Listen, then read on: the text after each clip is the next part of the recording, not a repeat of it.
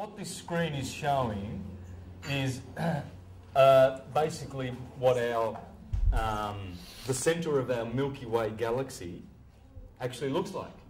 And you will see, you might have to sort of trick your eyes, but you will see a serpent. You'll see a serpent, right, eating its own tail. Can I have that description here? Santos, can you finish what you were doing? Just do the fingers across it. From so there's the head of the serpent, and it's got its open mouth here, and it's receiving the tail. The tail is going in here and here, that V that you can see there. There's the eye of the serpent. And that's what David Flynn is pointing out to when he's showing what's going to happen when the sun aligns with this. The serpent is here, the Ouroboros, and it is actually the centre of the Milky Way galaxy. Now this is all there. You can't deny it. This serpent is there. There it is. Alright? And Scorpio sits on top of the head of the serpent, and it's the phoenix coming up out of the ashes. Because when our solar system aligns with it, the phoenix comes back out of the ashes. It's reborn, a new age. Sorry? You can see the eye. Yes, you can see the eye. It's right there. And Ophiuchus is standing with one leg. With one leg, he's standing on that serpent there, and with the other, he's standing on the head of Scorpio. What's going on? This is the gospel in the sky. What's it telling us? Well, it's telling us that this guy Ophiuchus and the serpent sitting on the tree of the knowledge of good and evil, because Libra sits. There's the true sky. That's how it's supposed to be understood. There's the Virgin. Ophiuchus is here in Scorpio, and the head of the serpent is deceiving the woman to partake of the tree of the knowledge of good and evil. Good and evil. Now, if we take a look at a...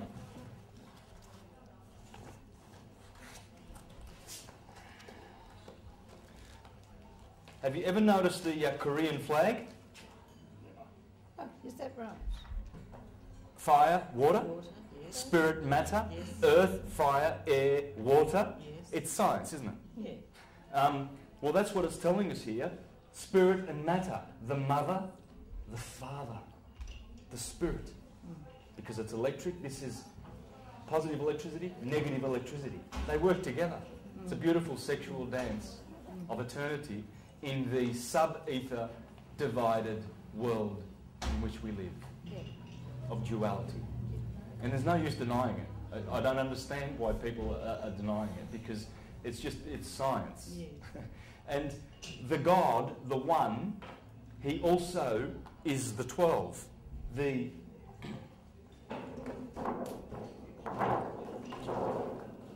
dodeca is 12. So the 1 becomes the 12, becomes the 2, becomes the 3 generations thereof, the 4 polarities of fire, earth, air and water. There are 3 generations of each. There's a generation of fire in the morning, 6 o'clock. There's another generation of growth fire, that's birth fire, growth fire, between 2 and 8 in the afternoon. And then at midnight, there's no more fire.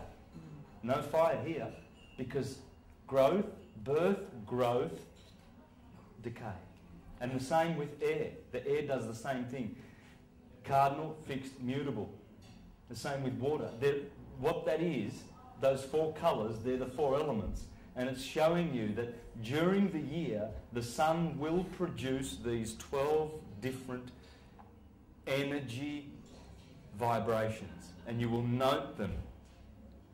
You will notice them. In the morning at 6 o'clock, when the sun comes up over the horizon, that beautiful fire, the angle of light is so strong that all the plants rise up to greet the sun. And the animals chirping, and it's noise and it's cacophony. Because Aries is ruling fire. Fire is being generated to the earth and everything responds. Then what happens at 8 o'clock? Bang. The flowers start going like this. Everybody goes and has a cup of tea. We're just sluggish. It's Taurus. It's magnetic. The plants, the animals have gone quiet. Where's the noise? What's happening? Then they start again when mutable air comes at 10 o'clock. Bang, activity again. Taka, taka, taka, taka. And this corresponds with our head. We wake up in the morning in our heads. See the body of the man? There's the head in Aries. And it goes right around and the feet are touching the back of the head. Oh, okay. The two, look at the chakras. See how the chakras start going red below the kidneys? Because the Libras, the equinox happens in the justice centre, the scales of justice, of balance, because the sun passes between 12 hours of day and 12 hours of night and splits it down the middle. Here, longest day, here, shortest day. Death of the sun, climbs the holy mountain, gets enthroned as Ra, and then gets betrayed. Father, Father, why have you betrayed me? Eli, Eli, lama sabachthani.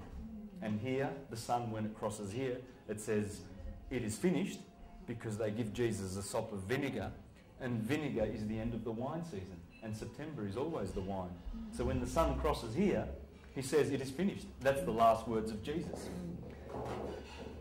So you see that cycle, which I'm going to go into later. That's the story that I'm going into, but it comes from, voila, this. Now, That's powerful, that. I can see it now. what happens when you go to a... can you all see that? Because it's clear, isn't it? I don't want you to miss this. And you can see David Flynn. He's a genius about his work. I got a lot from him. I learnt quite a bit about the solar system. There's the snake eating its tail. It's everywhere in our culture. Who's David Flynn? He took that photo, did he? Oh. He made that DVD. Are you seeing that okay? Yeah, now. Okay. I'm very sorry about this because I haven't had time to organise this or organise a better way of doing things. That's in the apple, the pentagon. Here he is explaining. Remember what I said about Polaris before? Polaris is on the... because our axis is pointing to it. See, true north is here. So that is the closest star to true north that there is. But these other stars, Vega, and the constellation of the dragon occupies 2/3 of the whole circle. That's why when Revelations talk about the dragon that drags 1/3 of God's angels, it's talking about the throne of God in the heavens. This is the throne. And Cephas has got his foot on Polaris and he's saying, hey man, I'm the king. And you, dragon, you wait your turn. Because in procession, I'm ruling now. It's the age of Pisces. And then when the Bible says that Jesus shall reign for 1,000 years, well, that's the 1,000 years left over of the Aquarian part. The 2,000 years of Pisces has already been done. Then that's why they say, no, Jesus will return. Because that was the first return of Jesus, Cephas, with his foot on Polaris. The second return is when Aquarius changes the nature of things from water Pisces to air. We go up here in the head rather than emotional water people being baptised with water. That's why Christians baptise with water.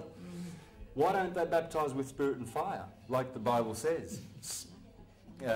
Spirit is air, that's what it's called, and fire is because they don't raise the kundalini and raise and get those wheels, chakras spinning, because that's the air is after we pierce the heart chakra and we go to the blue. Air and fire. That's why at Pentecost the fires that were speaking, and they were speaking in tongues, they had tongues of fire on their head. That's the pineal gland, the glowing. That's what it is. So there's Polaris. He's ruling. There's the Ouroboros. Just pull your head and move to the left. Beautiful. It's nice to have your head in the frame. You can lift it a little. And there's the equinox in the sky between Taurus and Gemini and Scorpio and Sagittarius, which we have on the board, okay? So that's where it crosses. See, so that's the galactic plane, and this is the ecliptic, okay? You good with that? Yep. Let's proceed. There's a lot in this. There it is there, the eagle, the man, the bull, And the line, the fixed points, that's the divine cross in the sky. And there are the animals. And we go around 6,000 years in each age. And our age begins in Gemini, when the twins were in the Garden of Eden. Okay? That's how it works. And again, we see here what he's done. I think I love what he's done here at the 7th minute when I find it.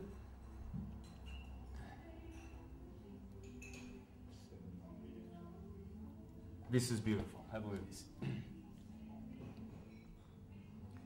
There it is.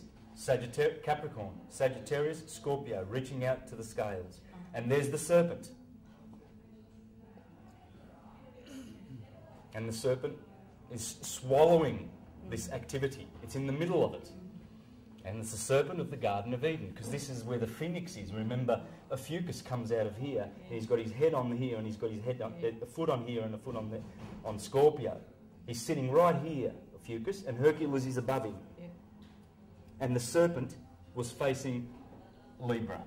Now, I want to go back to this. Remember, we saw this picture before? That's how this program, Sky Survey, presents. That's how it presents, the first page that it presents, to show you all the ecliptic and all the constellations in the sky. And when you click on information, well, there you have Scorpio and there's Sagittarius. Why? Well, because they've picked the centre of the Milky Way galaxy. Okay?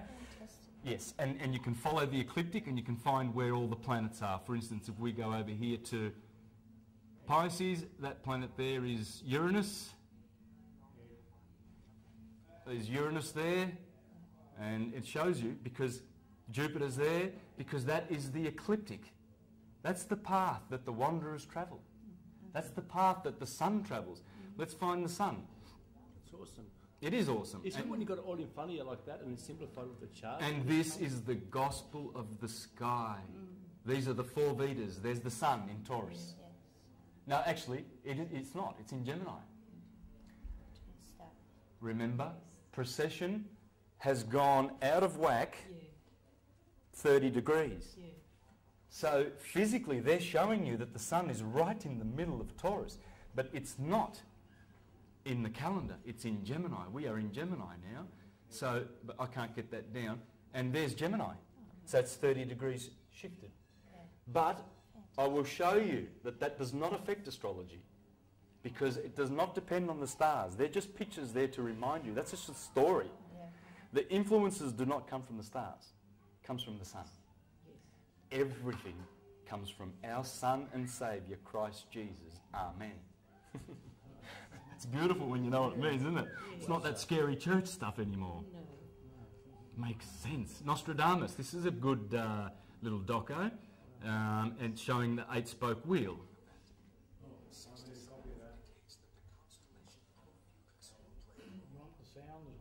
A fucus, Sagittarius, Scorpio. The 8-cross wheel works. There's the 8-spoke wheel. That's what's going to happen in 2012. It happens only once in 24,000 years. December the 21st. Yes. We are living in such privileged and blessed days. Isn't it? Blessed. We are seeing these things. And why aren't the governments of the world preparing? There it is. That's the equator of the Milky Way galaxy. That's the ecliptic, because Sagittarius, Scorpio, Libra, Virgo, that's where the sun journeys. And it's going to cross with our solstices and equinoxes. That's the solstice, that's the equinox. And that's what we get. And that is the 8-spoke wheel that Nostradamus was talking about. Let us proceed, because we've got a lot to do. All right? That ain't true. It is brilliant, and I thought I would take extra effort to send that to George. We can thank George, because I said, can we do this and show people? Because seeing that strengthens what I'm saying. Okay? Now. Thank you, George. Thanks, George. Yes, thank Do you. you want to see the crop circle too? Hey? Do you want to see the crop circle? Oh, please, can you do that, if you don't mind? Crop circle? Yes. Because I was... Take it off the power cord. Well, until morning, so. Does it really matter? you'll have to do it, mate. Sorry. Yeah, okay. I'm just going to change my tape. Okay. So you see, guys, this is the beautiful thing that's in the Bible. The serpent that talks to the woman, Virgo, and says, eat of the tree. It's just the sun going through Virgo, and it seems that she's betrayed him somehow to the scales. How dare that woman? You know, because the sun was in his royal kingdom, in the beautiful 6 signs of spring and summer. And then there's the woman, and she's the last one. Dang, I've got to go down into hell. And that happens in this area.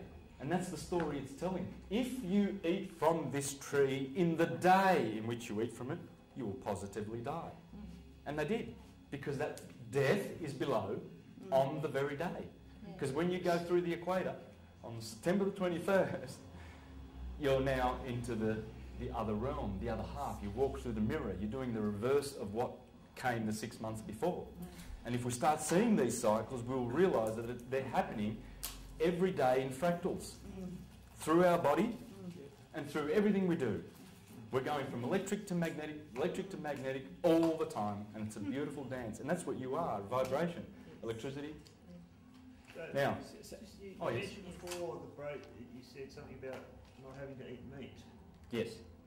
Is that part of what we have to do? I'm going to go into that. I've got... I want to read to you, to encourage you only, not condemn you. If you need to eat meat and what have you, that's your business. But I'm going to read to you from my favourite philosophers, Seneca, Porphyry, Plutarch, Pythagoras. And I want to speak from their minds, and you will see some beautiful reasons why you should never eat the flesh of animals. What's that publication? Not from me, from these beautiful men. And that's just 4 of them. But what I was trying to get to was, is there a preparation period for us to experience this? The results of not eating meat? Well, So- lots of other areas of our lives, not only Yeah. to do with meat, but preparation of us to do with the whole host of My God. Yes, that's part of it. Another part of this preparation would be your meditation and yoga. Okay? Very important. Another part of it is focusing on the virtues and the ethics, because there's ethics in all of this. This is an ethical story. This is virtue. It's telling you that you suffer in winter, and all these characters, Hercules sits up here, they're all called the one who is coming. There's about 10, there are about 10 heroes up here. Awesome stuff. There's Perseus in Aries. There's Hercules, there's Draco. There's all these beautiful characters, and they keep coming because it's a cycle. And that's why Jesus is coming. He had his first coming. Now we're waiting for his second one. He's coming in the clouds. Well, that's where the sun comes. That's Jesus. J-E-S. Yes, sun rising, sun setting is the sun, positive, fire. And that's why we say yes. And that's where the year comes from. Because the yes... Did you want to do the crop circle? Yeah, all right. Can I just finish this and then... where's my folder? So, comets, asteroids and the moons, have got any relevance to this? Comets and asteroids, they ever get into any of this stuff, or are they just not relevant much? And the moons? Oh, there it is. There is, yeah. No, I was just Halley's Comet, for example, and asteroids and the moons, they got... Oh, we'll get to that, because I'm going to... featuring. Some people wonder, well, how do you suppose that the sun is yes? Because I talk to churchgoers, and they say, well, you're telling me that's the sun, and there are 48 of these. 48. 24 and 24, the 24 elders that stand around the throne of God, because it's electromagnetism. They're telling you, the Freemasons and the Catholics, this is Catholic. I-E-S, because it's Greek, the H is Greek, it's eta. Eta. It's I-E-S, I-E-S becomes J-E-S, it's all fire, it's the sun, fire. Helios, the sun. the Son, the Son, the Holy Son, blessed Saviour. And the Jehovah's Witnesses, do you think, a lot of people think, oh yeah, but the Jehovah's Witnesses, because I was one for 40 years, well, 20 years. Okay, let me get that right. I was baptised a Catholic. My mum became a witness after hearing that God's name is Jehovah when I was 2 years old, so then she brought me up as a witness. Then I denied that God existed and everything at teenage years and did the chasing the girls and all that stuff, left it all behind, and then came back in my later teens. Got baptised at 21. So that explains the 40 and the 20 years. So it's 20 years active as an adult, baptised twice. But just so that they don't say, oh yeah, but that's the Catholics. You know, they do these subtle things that most witnesses would never pick in church, would they? Jehovah, the one who is vigorous in power. Anyway, so we have yes, yes, yeah, yeah, year. Who's responsible for the cycle of the year? It's the yes, just like month is the moon, isn't it? And minute from the moon, hour. Hour is, well, that's got to be Horus. Come on, they can't hide it. It's Horus. Horizon, horoscope. It's the sun. Who's on the horizon? What hour is it? Where's Horus? He's at 12:30. Oh, see, they can't hide it. Ministers, they're trying to hide that they're from their religion is from the stars. Minister, can you teach me about this star, there's moon?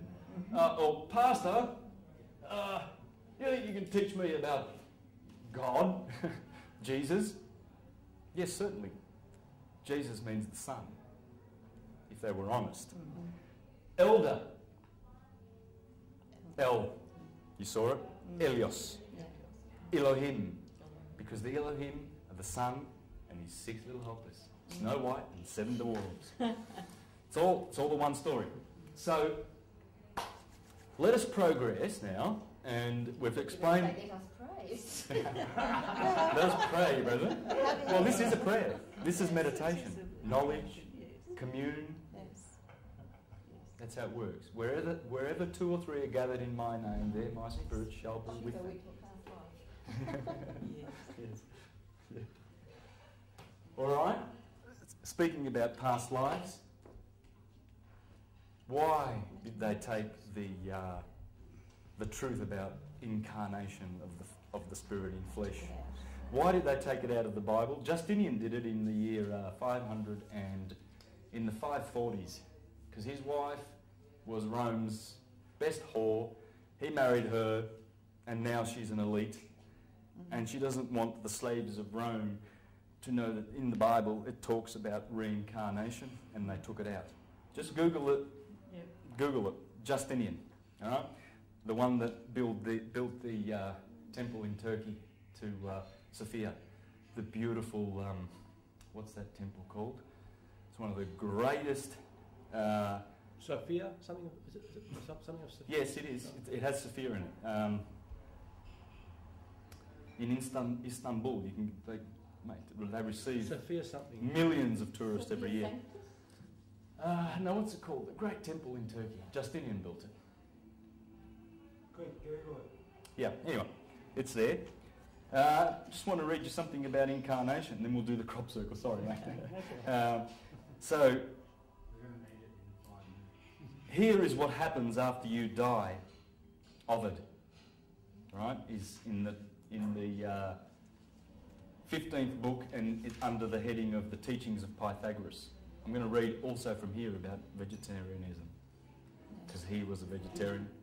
Did you read that other bit of vegetarianism? No, I'm going to, and I'm going to read out of here, but I just thought I might add this now before we go into the crop circles and into part 2 of all this. That's under Pythagoras, and he says, Here is what happens after you die. Your body, whether consumed on the pyre is fire, isn't it? Yeah, and also pure comes from that word. That's why you purify with fire. And that's why we need to be baptised with fire, because we must be pure. Well, the sun sterilises things too. When you know, you've got kids, nappies, they teach in school, go and hang your nappies on the line, the sun will sterilise them. It doesn't matter The sun if is a they're great dirty. healer. Yeah, exactly. Yes. Sorry. Yes. No, don't be sorry. I love that, hearing stuff like that. It's true. Yeah. 8 minutes it takes for the photons, the fast ones, to get here. The slower ones are 9 minutes, 10 minutes. But every day he is sending those photons to us. And that is our saviour. It's our saviour. Because it's not just a physical sun. There are 3 suns. As Julian says in the orations to the sun, the emperor. There are 3 suns. It's the physical, the psychic, or the soul of the sun, and the spirit of the sun. Ether. Mithra, the same. Ahura Mazda, the same. It was Krishna, Brahma, Shiva, Krishna, Vishnu. There's always 4 aspects or 3 aspects of the sun. That sun in the sky, Jesus, is also the archangel Michael, who is like unto God. Anything that ends with L. Raphael, L, it's the Elohim. Raphael is Gabriel is the moon.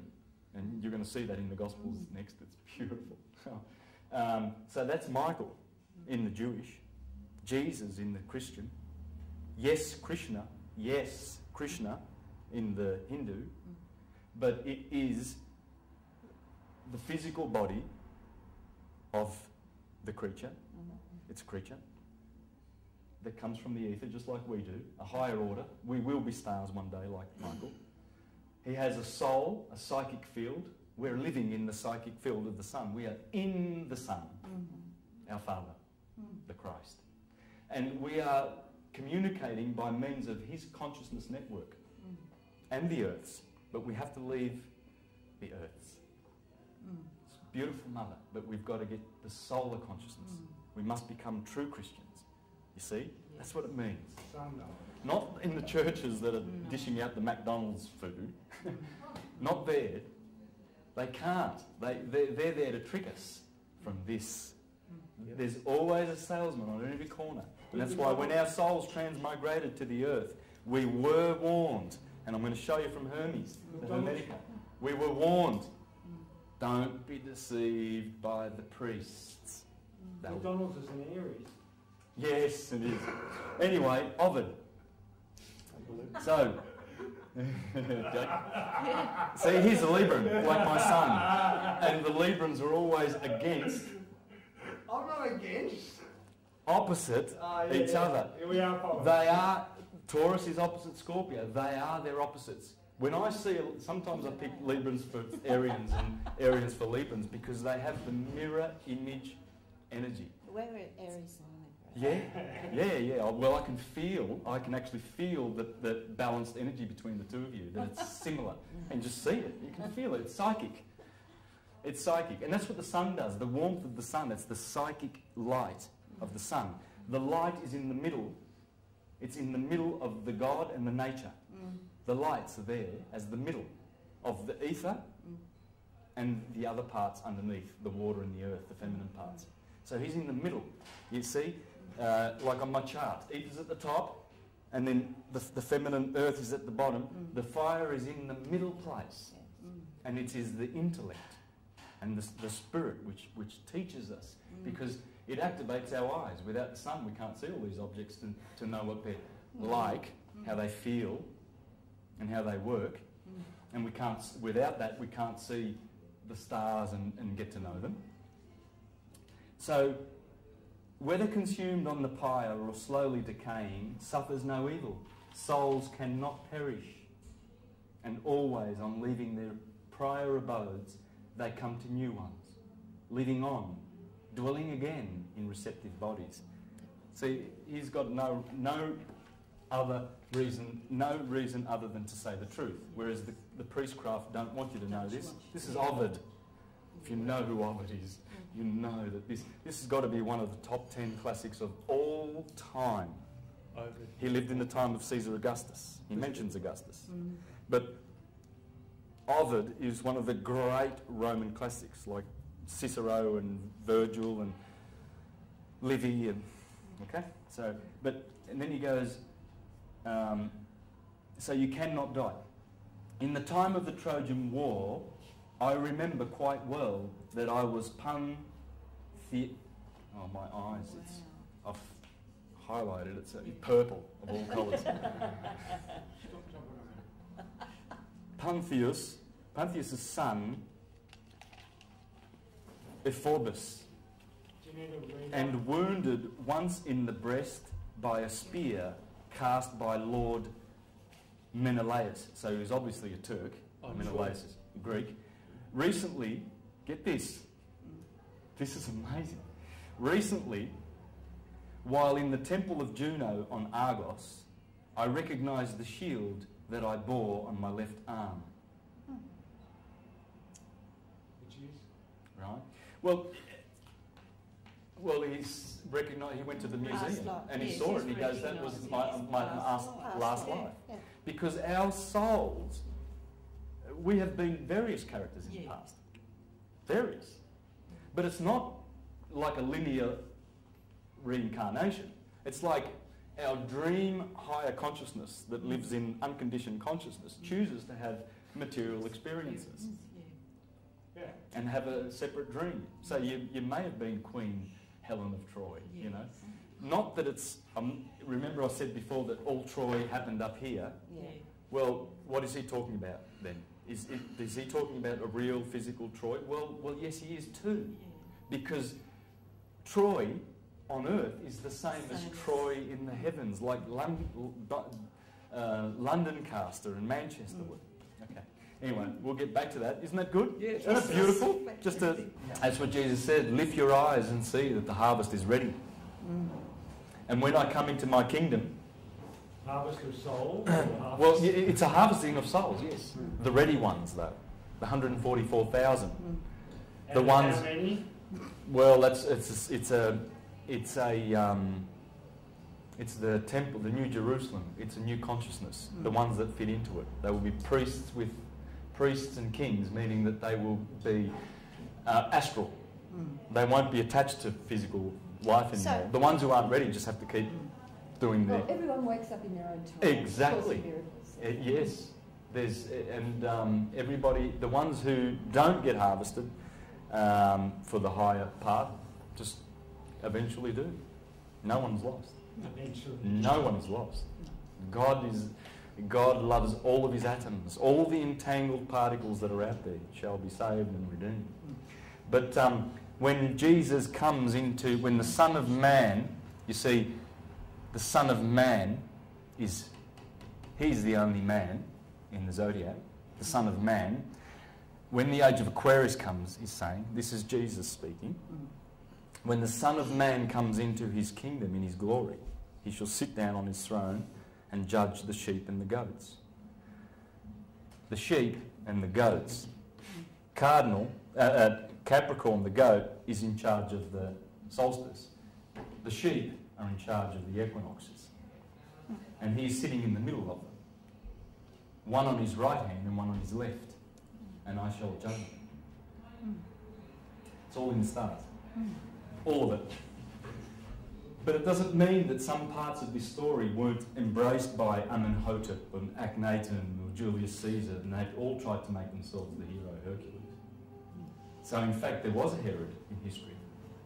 When we read about Herod the Great and Herod, the counterparts are there on earth too, because everybody wants to call themselves after the sun. Cyrus the Great, wouldn't that be Osiris? Ramses, wouldn't that be Ra? Akhenaten, Aten the sun, Osiris the sun in winter down the bottom on December 21st. He's Saturn because he's got Capricorn and Aquarius and he rules the underworld, Osiris. But it's still the sun. It's just it's a magnetic sun. The light is different coming from the sun than the sun in summer, which is Ra, who radiates the rays, royal, the sun. He has different names, but is always in there. So, who's that? Cyrus the Great, Napoleon Bonaparte, Napoleon the Great. Have I spelled that wrong? No. No. Apollo. The one from Apollo. Just like Jesus of Nazareth is Jesus from Seer, Cyrus, Sirius. That's where we come from. We're Syrian. Sirius is our sister star. Jesus is the little child of Sirius, Osiris. And name some of the heroes, some of the great rulers. Have a go, and you'll see that they're all the sun. Try it. Elizabeth the Great, El, the sun. Louis, El, the sun.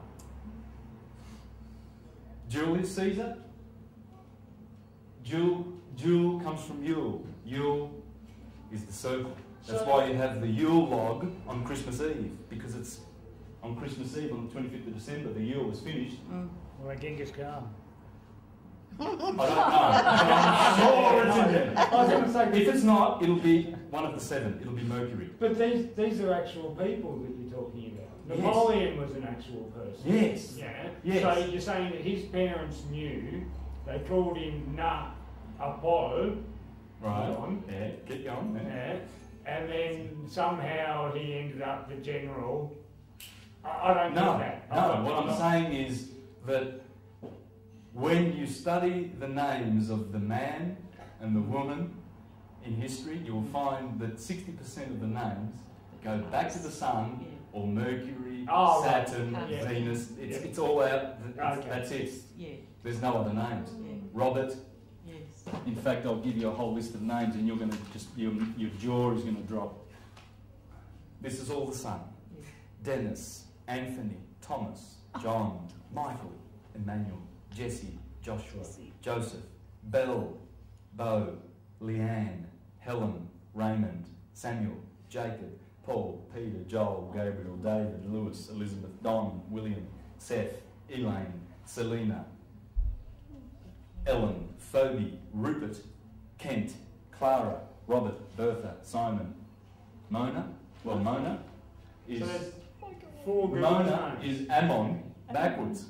It's all the same. So that was 63 names. So Every 4 hero. female names Yes. in that whole list. Leanne, daughter of the sun. Okay. Helen, the moon, which is the sun's child, wife. So it's still the sun. Remember, Nebuchadnezzar. Nebo is Mercury, god of merchandise, of the caduceus, with the winged caduceus, and the dollar sign, merchant, Mercury, Nebo. Moses, Hermes, Thoth. David comes from Ta'ut, which is Thoth in Egypt. Egyptian. Nebo. Well. So what I'm saying about these, of course, Cyrus is the Great he's not going to have a doofus name like, well, the Indians said fighting bull, wise eagle. They didn't say, piece of trash mouse. None of these names are going to be under the sun in glory. The sun is the hero. It's the saviour. And when you see it like that as science, and then you see where the religion got it wrong. It's just science, and you can delight in the fact that it's all just knowledge. Cyrus the Great, Julius, Augustus, Caesar, Napoleon, Jesus of Nazareth, I've already explained that, Ramses, Akhenaten, Amenhotep, Amun, Set, the father of Ramses the Great, Seti, the sun, when the sun sets, Khufu, the pyramid builder. Khnum Khufu was his name, the sun. His son, the second pyramid, Khafra, Ra. His son, Menkaura, Ra. Henry the Great. Henri, that's the son. Enroi, Roi is king. Ra, the son. All right, so right, let's do the story. This is a beautiful story coming up, guys, and I'm sure you're going to love it. You got your black pen? I got the black.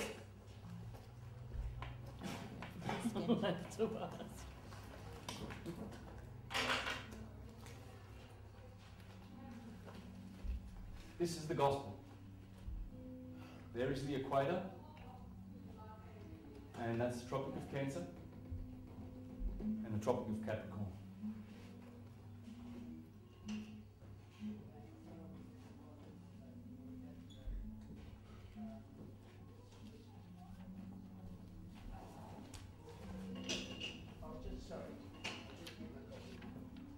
Alrighty, so we've got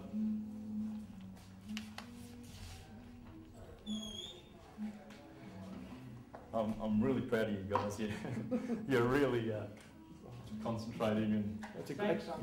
can be tiring. It's a lot of information. It's a great talk. Oh, thanks. I'd hate for you to be bored. Please throw in some questions if you want or something. But When you have a wee with your radio mic on, I'm never bored. Just one. One question. yeah, go. San Ra. Oh, that's How done. does Irene fit into sun? Irene means pure, doesn't it? Pure. or peaceful. Actually, peaceful it means. Peaceful. That's still good. It's only Peaceful. for a bit. Irene. Peace.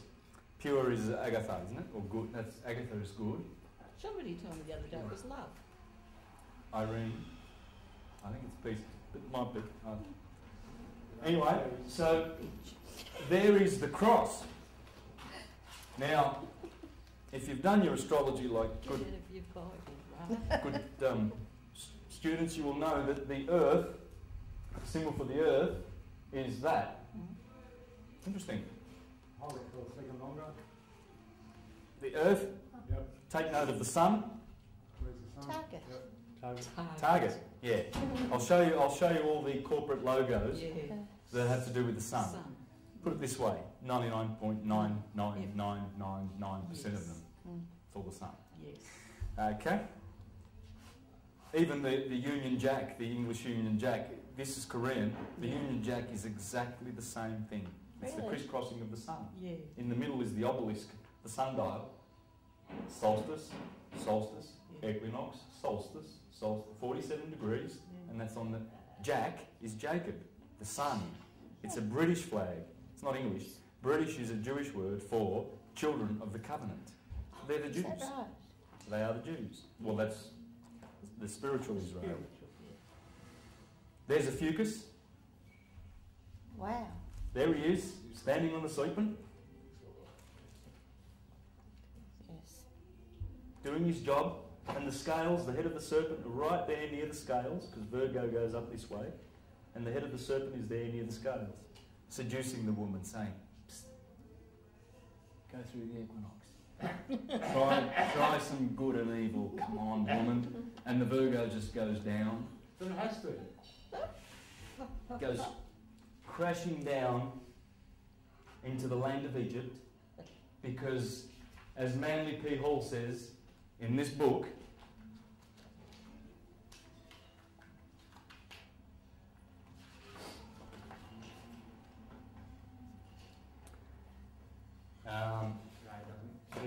he does. I just had two of them.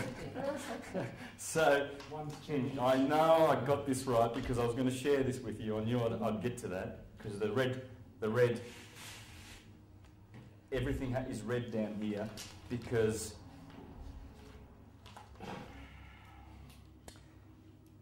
the part of the body from the kidneys downward was called by the early Kabbalists the land of Egypt. the land of Egypt. So when the Virgin is pursued by the red dragon, the red star is here, and she flees down into Egypt to save her son, she can't help but go down. So Ophiuchus is just doing his job, bringing the sun down into the land of evil. There's if you have a long time-lapse camera and you face it north, that's the stars, what it will look like. So the zodiac will be down here, and 30 degrees from that true north is what's called the throne of God. And there is Cephas with his foot on Polaris. He's got his foot on that. He's standing on the throne of God, and Polaris is the closest star to the true north. It's been there for 2,000 years and will be for another 1,000 years.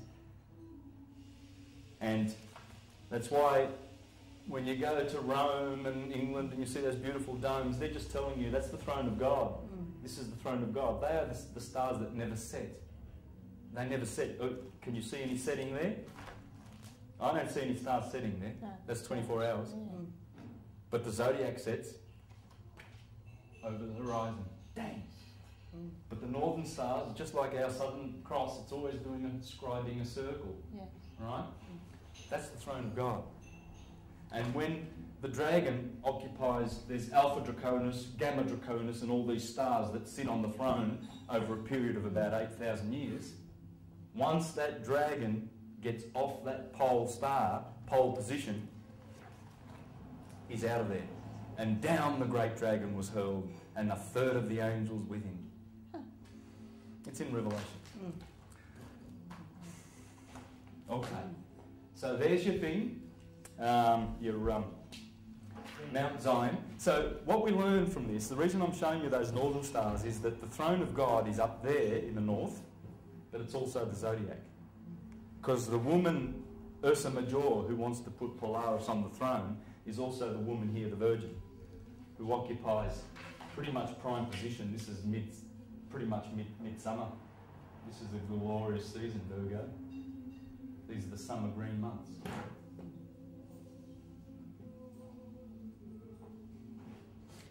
And hell is red.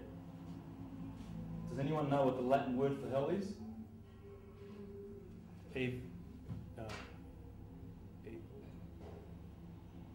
Inverno. Inferno. Yeah. Exactly. Now you're thinking like you're supposed to be thinking. Now you'll see what's going on. So if Inverno is down here, well then hell is not hot, it's cold. Because that's where Inferno is. Yeah. The infer, under the ground, under the sea. Because this equator, that's the equator. And when the sun is above, you have longer days, shorter nights. We want some of that to grow the pineapples and the bananas, and so that we can live. And here the shorter days, longer nights, from that point on, is no good. That's why Jesus, when he gets crucified, he is crucified between two thieves. These are also called thieves. That's the good one, because when the sun goes through him on the 21st of March, the longer days begin. And Taurus tells you, fixed earth. Plough. The Virgin tells you to harvest. And that's the wine season. When the sun turns water into wine, Jesus turns water into wine every year. When the sun crosses this point, he says, it is finished. The year's finished. Because it comes from the Egyptian tradition. The priest would stand on the temple after the wine season. Beautiful wine. Very nice. A couple of months, or a couple of squeezes later, good wine. Yeah. After a few squeezes, it's like, ooh, it's vinegar. That's Jesus tasting, that's the sun tasting the wine around about here. And then the priest says, oh, it's vinegar, it's finished. So he raises his glass in Egypt, in the temple, at Amun, at Thebes or Luxor, or even Amarna, Memphis, wherever. The priesthood was all over the place in the divided kingdom. And by the way, that's the divided kingdom of Israel. That's where it comes from. Israel and Samaria, Judah and and Ephraim. That's where it comes from. And he would say it is finished, because the year's finished. So, these red months are Egypt, and it's below the kidneys, the land of Egypt. Now, what we have here is Aries, Taurus, Gemini, spring. The Lamb of God that takes away the sin of the world. Because the Son has finally crossed over and forgiven us for the sins. That's Jesus, which is the Lamb of God. Here the fish, here's the fisherman of men. Here Aquarius, the Son of Man. Here he is the rock, because Osiris, Orion is in here. Remember, there's always three other constellations, and the prominent one in Taurus is Orion. He's killing the bull. Orion is Osiris. And he's got three belts, dunk, dunk. There are three stars in his belt, and they point up to Sirius, which is in Cancer. They do. Brightest star in the sky. They point straight to it. And that is the star that sits over the manger where Jesus is born every year on the 25th of December. Manger, because there's a cluster of stars called the beehive, or the honey, or the manger. That's the beehive. It's in Cancer, near Sirius. And that's why the star comes up to here every year on the 25th of December. That's the sky you see. That's Bethlehem as well? Yes.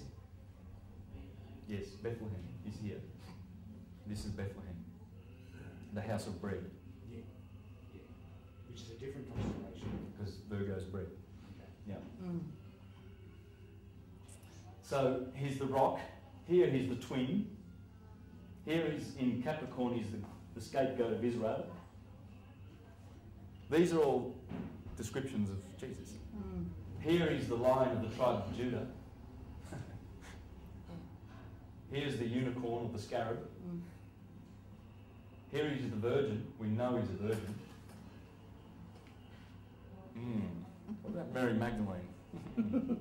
Maybe not.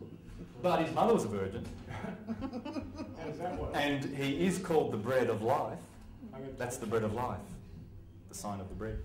So the female cuts off that. The female is responsible for chopping off the positive electricity and beginning another polarity of positive electricity, which is air. Fire is the source of the positive polarity. There are four polarities, 1, 2, 3, 4. And that's what Russell talks about. He says there are not two polarities of positive and negativity. There are four. There are four.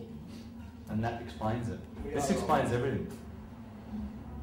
It really does explain everything. When I say that, I run the risk of people going, oh, how arrogant and presumptuous, and how I do run the risk of that, but I can't. If you know what I know, and I haven't scratched the surface yet, you will know that this explains everything. This is the Tarot, the Torah, this is Kabbalah, this is, it's everything.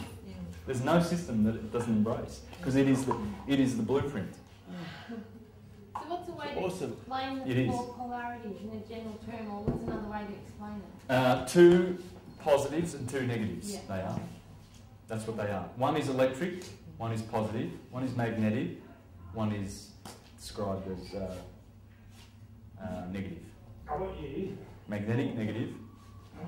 Electric, magnetic. All right, no worries. You're saying electric, negative, magnetic, negative, and then the positive of both. Is that what you're saying? Yeah. One. There are two kinds of. There are two electric.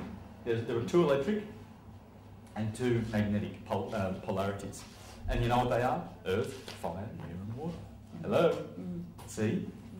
Because the air.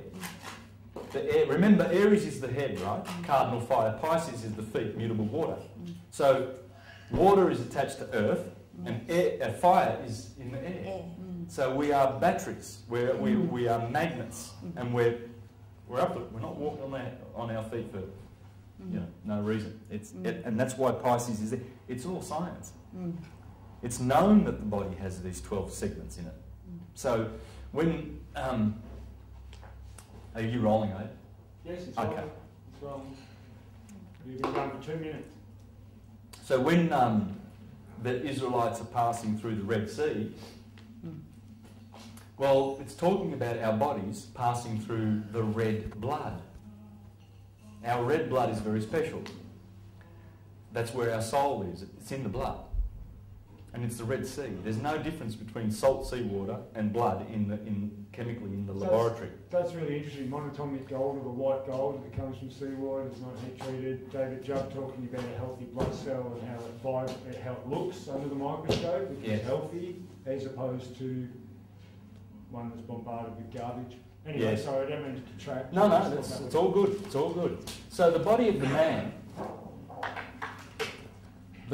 man, and the woman, please don't take this as man. Body of a human. Human, thank you. Yeah, thank you.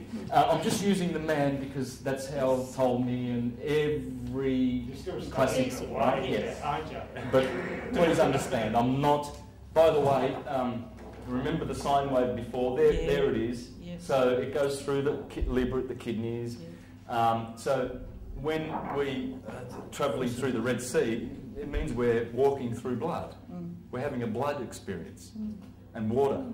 Water is feminine. We are 70% water. So that is one sense of the Israelites going through the Red Sea. The other sense is, well, I'm Aryan, you're Libran, we've got Taurian, Pisceans here. We're the 12 tribes of Israel. Right here. Yeah. These are the 12. We are the 12 tribes of Israel. Because spiritually we come from that. That's our. That's what the stars have set us at. I've been setting on the 24th of March. I've been set in Aries. My moon is here, and my ascendant is here. So I've got two fire. So my sun is in the head, my moon is in my feet, and my ascendant is in the heart, I guess. Put it that way. That's why you need to know your birth chart. Where are your planets? Well, I've got Saturn in Aquarius in machines with Venus. I've got the moon in Pisces and Jupiter, and that's his natural home, Pisces. So this guy here, Firmicus Maternus, says that if you have more than one planet in his natural home, you're really, really blessed. I'll just read that while I'm here. More than one planet in his natural home. Well, I've got Jupiter in Pisces, so Jupiter rules Pisces. Let me read it. This too we should know, that an average chart is that which has a single planet on its own sign, located in an important house of the chart. The man who has a chart with two planets, each in its own sign, is blessed with moderately good fortune. Fortunate and powerful beyond the usual is the one who has three. Tom Cruise, I'll show you his birth chart. He has three planets in their own home. He's got Mercury in Gemini. He's got Saturn in Aquarius like I have, because he's my age. Saturn was there for 12 years. And he's got Jupiter in Pisces. So if you don't have three, you're just going to be mediocre. Well, this is how the planets bless us. These are our, what they call the stars. Oh, these lucky stars. You wonder sometimes how some people get... It's either blessed or unblessed. It's like, Tom Cruise is blessed. Well, what about severely handicapped people and mongoloid people that come into this world? Do they just go, dang, I didn't get, I'm blind, I didn't get to get eyes, Have you studied that? If you're a Tom Cruise and you've got three, well, he's lucky in this life, and that's nice. If you don't have any, it doesn't matter. No. Next time. But that's what that's how important the stars are. They are. Those planets, and we chose to come in when it's like Russian roulette. We chose to jump into incarnation at that moment because we want Mercury in the feet, or for some reason I wanted the sun in my head. So I wasn't born 5 days earlier to be polarised with the sun in my feet. I wanted it there. I chose that. Yes. And these planets are always, it's like snowflakes. It's never the same position for 4,320,000 years, according to Manly P. Hall, till they reset and go back to zero. Anyway, fortunate and powerful beyond the usual is the one who has three.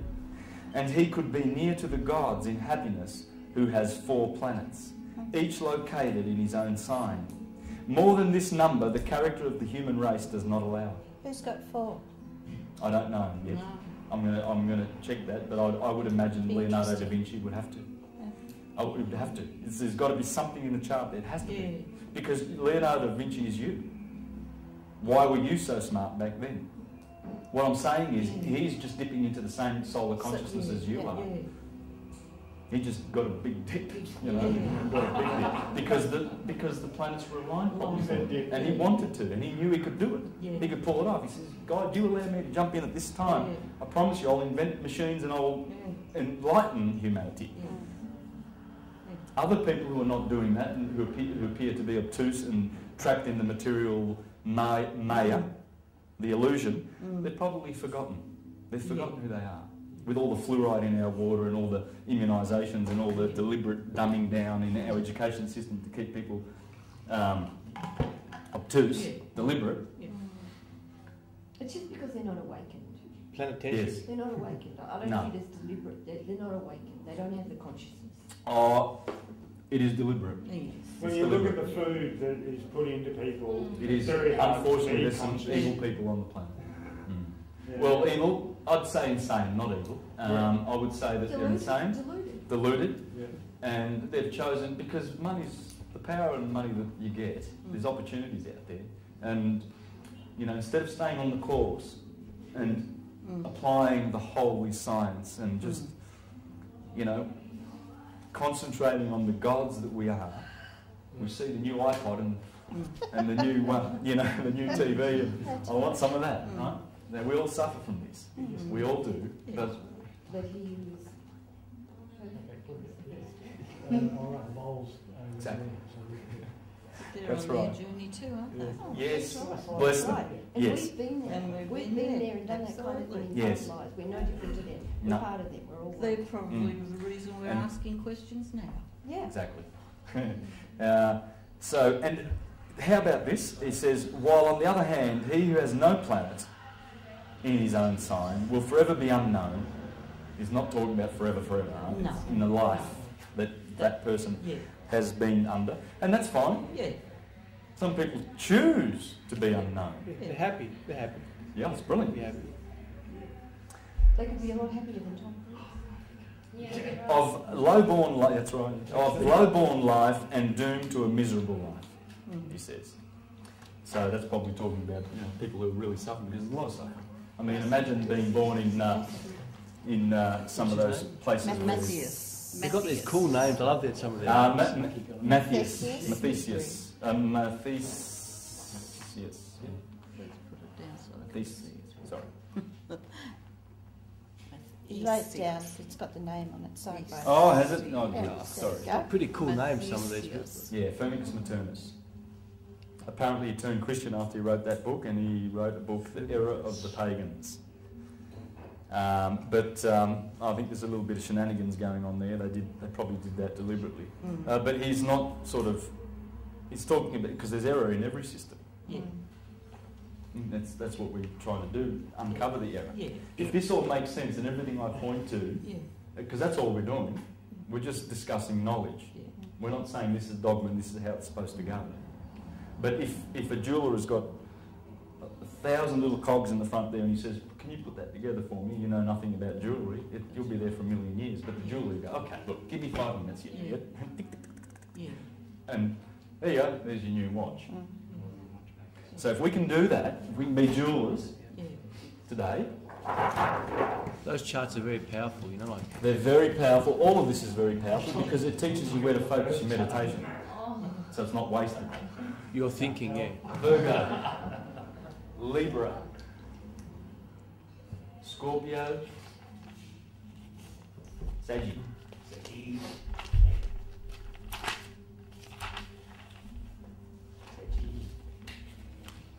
Fire, fire, fire. Air, air, air. Such a beautiful science related to this. It's just exquisite.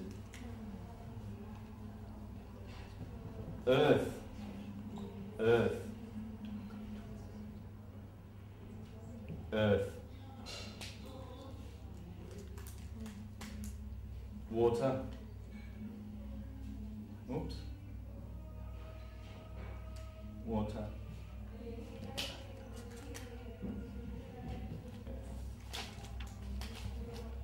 cardinal, cardinal,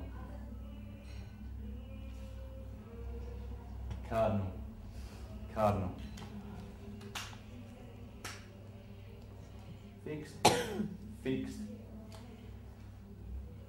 fixed, fixed, mutable, mutable, mutable. Okay, Pisces. Oops, what have we got in Pisces? Mutable. Mutable. Thank you. All right. I'll just put that in there because I'm going to deal with that later. But for now, I want to deal with the wisdom that's in the Bible, the stories, and how to discern and understand those. Let me just read from Luke, because Matthew and Luke talk about Gabriel coming to tell the Blessed Virgin Mary that she's going to have a child. See, Mary always conceives of the child, because remember, Aries rules from 6 to 8 o'clock. That's usually when the sun rises. Who should be sitting on the western horizon every morning? Every morning, because of course we know the 3 cycles. The day starts here. The year starts here. And the backward processional great year. So the Virgin is always there.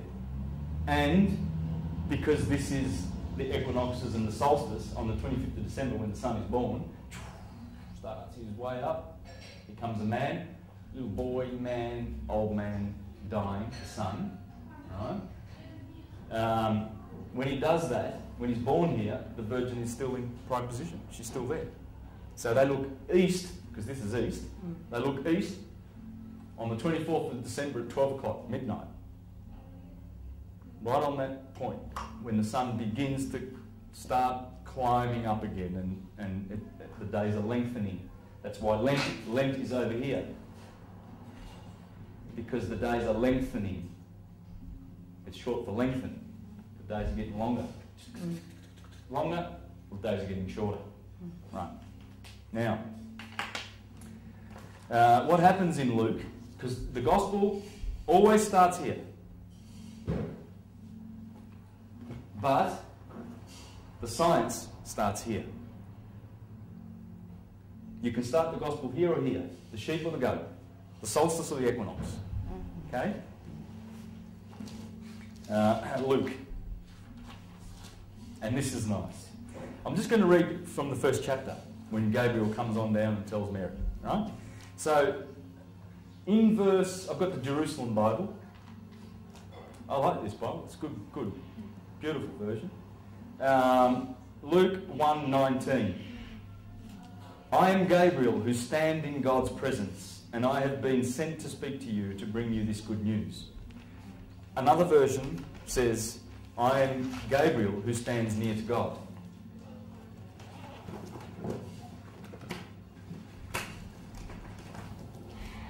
That's Gabriel, who stands near to God, Mercury, the messenger.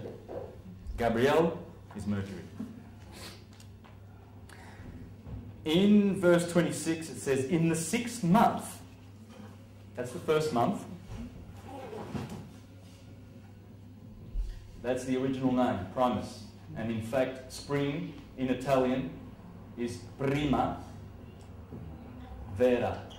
Prima, because first is here. The head is here, the year starts here, the day starts here. Right ascension starts here, in the 1st degrees of Aries. That's the longitude of the skies. Right ascension starts here, 1st degrees of Aries. Just like Greenwich, right? That's the Greenwich point. What else starts here? Oh goodness, the horoscope. Read your horoscopes in the magazines. Always starts with Aries. Yeah.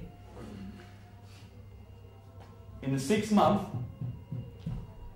Virgo, the messenger who stands near to God, the sun, Mercury, comes to tell Virgo that you will give a child, right?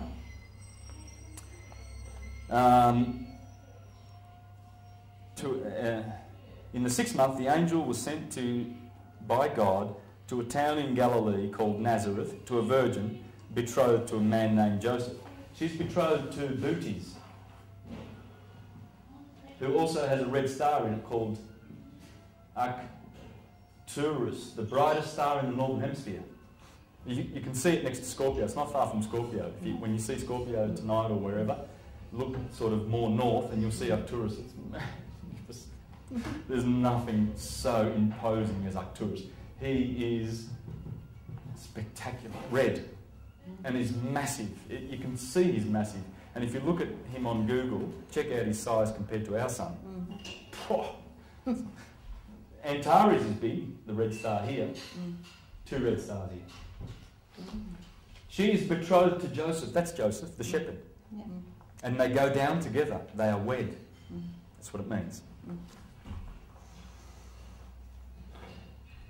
Down in verse 38, I'm going to have to start wearing glasses. Down in verse 38, I am the handmaid of the Lord. She calls herself the handmaid of the Lord. Well, do you really, Virgo? Why would you call yourself the handmaid of the Lord? My goodness. Hand? What's with the hand, girl? There's your hot cross buns. And there's Mary. She always stands next to the cross. Mary is always next to the cross. She's always there. Botticelli, Raphael, whoever paints her, she's always there near the cross. Yes. As he's sipping the vinegar. There's the handmaid, Virgo. And look at the glyph for Virgo. Is that an M and a Y? Mary? It is. Mary Isis. That's who it is. Right? So you can see how the first opening nativity scene. This is the nativity scene. It's all here. She gave, and Elizabeth, she went to visit Elizabeth in child with John the Baptist, 6 months. 24th of June, we'll show you that later. That's John the Baptist's birthday. That's Jesus, 25th of December. He shall go increasing, I shall go decreasing. You wonder, why did John the Baptist say that? Why are they saying these annoying things? The one coming behind me, he shall go on increasing, but I shall go on decreasing. That's John the Baptist's birthday. That's Jesus' birthday. It's the solstice. And Elizabeth gave a loud cry. She said, of all women, you are the most blessed. And blessed is the fruit of your womb. Not the child, not the son, the boy, the man, the king that's coming in your womb. The fruit. It's Virgo. Blessed is the fruit of Virgo. Everybody looks forward to that. My father in southern Italy, I know he's a Virgo. He's got the pot belly of a Virgo because the sun is in Virgo in the belly. And he's always in his pot belly, my dad. You know? And he loves his bread and his wine. The bread and the wine. That's the bread and the wine that Christians are taking.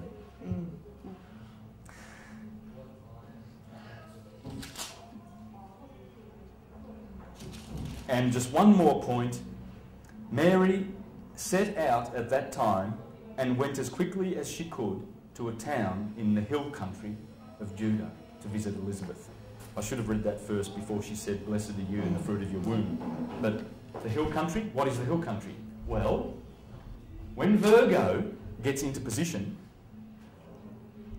Virgo is very high in the heavens. Let me explain this. All these stars here in our southern hemisphere are low in the sky. Like the winter sun is low and the summer sun is high. Okay, now it's winter here and the sun's low, right? Well, these signs, we see them at about 35, 40 degrees. Gemini's never above like it is in the northern hemisphere. In the northern hemisphere, Castor is always there. Sort of thing in June. But Castor has that prime position up there. It's very high because these constellations come over our head very high. Scorpio's going straight over our head. And Sagittarius and Capricorn and Aquarius. But those ones are over there. because there's a 47-degree difference.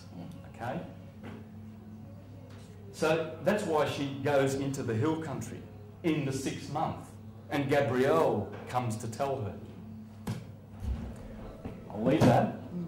How about the liturgical year? You know what that is?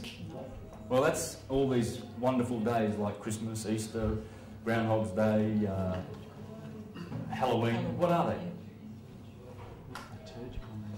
Well, if you put the cross-quarter days in,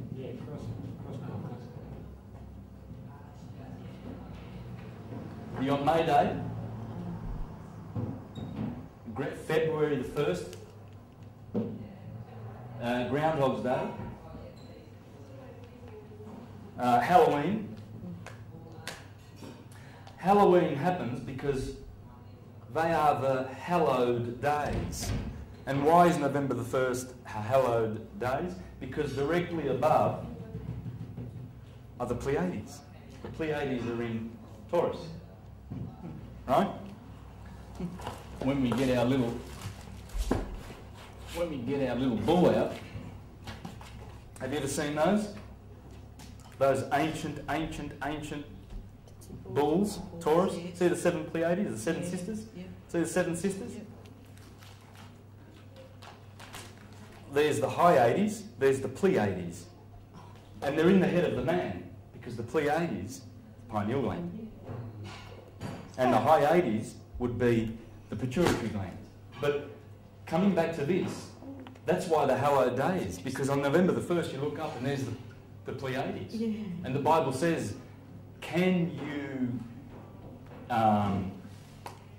Job 38:32 says something about the sweet influences of the Pleiades. So would that be a suggestion of Halloween in the Bible? Yes, it would. It is. It's Halloween. It's suggesting, it's pointing straight to the celebration of Halloween, because these 4 days are holy. They are blessed days. They're little stargates. You know, the energy that comes down to us on the longest day, because here in electricity, according to Walter Russell, here is maximum gravitation. And the equinoxes is maximum radiation. And that's what electricity and magnetism is. Radiation, magnetism. Contraction, gravitation, masculine electricity. So what's your maximum what? Aspiration, inspiration. That's all it is. So what's your prediction of the crossing of the dark reef? Sorry? The opposite? Can you talk about that? Well, it's over here. We'll talk about that. Yes, the Pleiades. That's the other crossing. Yes. But let me see if I can find this about Job, about the sweet influences. March 21 was maximum radiation, was it? Yes. And June was maximum gravitation. Gravitation. Gravity and radiation. That's the waveform. That's how it is. At the equator, when the light starts to go away from wanting to go straight, because photons go straight, unless there's something pulling them. What's pulling the photon that comes from fixed cardinal fire? What's the M there for? Male. Male. Okay. Cardinal fire. No. It's cardinal fire. Right? The photon wants to go in a straight line. It gets pulled away by the woman. Cancer, water. Cardinal water and cardinal earth at maximum gravity.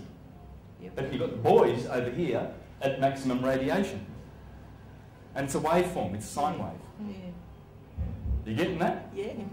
Okay, it's kind of it's very well, it does make sense. If you think cardinal fire, remember, cardinal, take it as birth. Get a fire hydrant, right? A fire hose. And at the nozzle, the water is very tight and compact and strong. You put your finger in that, right? That's cardinal. Yes. That's why Arians are explosive. Pressure. And Capricorns, they climb the mountain. These cardinal people are explosive because they're young. They've got the energy at the root. And then the fixed is growth. It's more fixed and settled. And they are, Taurians, a very settled earth sign, like bulls. They've got big necks because it rules the neck. And they're solid. And they don't budge. Big or necessarily, or could be long? The necks, I should say, sorry, prominent. Prominent. Aryan heads are prominent. And you look at some of the famous ones, I'll show you some of the famous ones, you know, and you see their heads are prominent. The Virgo's got the belly. The Sagittarians have all got thick thighs. So March 21, if that's maximum radiation, September the 21st is what? That's still maximum? Also radiation. That's still maximum. Yes, but the sine wave goes through and reverses. Okay. It reverses. The positive electricity becomes negative electricity here at this point. But it's doing it positive, negative all the time. The positive fire of Aries morning. We wake up in the head at fire. Hello, the light's on, cardinal fire, chung, right? And then we put fixed earth into our mouths. Taurus, we eat breakfast. That's fixed earth. Virgo is the belly, that's mutable earth, because Virgo's digesting the fixed earth. But as the sun goes through, Gemini is the arms and the lungs. The lungs, air, lungs. So we've got fire in the head, we've got earth in the mouth, the material. We're concerned about survival. It's material, it's a material sign. We're concerned about leather couches and comfort and everything like that. These ones aren't. They're just inspired to go out there and climb mountains and achieve things and sort of thing, right? Then air, the lungs, the twins, Gemini. Then water, the chest, the mother's milk. And then Leo, fixed fire, the blood, hot blood, warm. That rules the blood circulation. And I think that rules the lymphatic system, the nervous system, skin. It's all, you know, different. But see here, that's why this is beautiful. This is the Jewish menorah, the 7, 1, 2, 3, 4, 5, the Jewish lampstand, because this is glorious, this is not. And here are all the chakras, as you saw in my other thing. All the chakras are here. There are no vital organs between Sagittarius the thighs and Pisces the feet. And that corresponds to 8 hours when we're asleep. So the chakras are still there, they're just the lower chakras. Down here? Yeah. Well, they are there actually, yes. But the 7 wheels, the 7-rayed God, who is sustaining us, is from here. These are all the vital from here, from Scorpio, from Aries to Scorpio. That's the generative organs. Scorpio, ruled by Mars. I'm saying that because there's a reason. And Mars, when you think about, see, in astrology, that's the ruler, the 7-rayed God, and the moon is the ruler of Cancer. And then in order, Mercury, Venus, Mars, Jupiter and Saturn. In order away from the sun. Because Mercury is always near the sun. That's Mercury, right? He's always near the sun. You look at any birth chart, perhaps we can have a look at Tom Cruise's while we're here, and you'll see that Venus and Mercury are never away from the sun. They're never far away from the sun. Venus can never be more than 48 degrees away from the sun because their orbits are inside ours.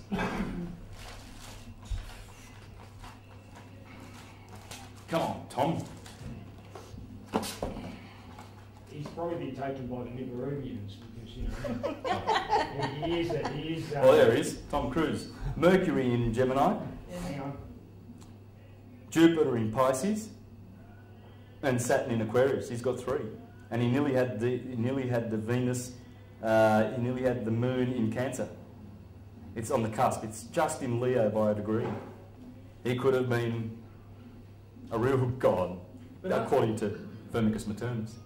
Because when those planets are in their home,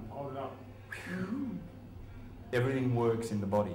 But as he said, because we're mortals, these bodies, we're not here to make perfect bodies. There's got to be friction. There's got to be something wrong. There's got to be an imbalance.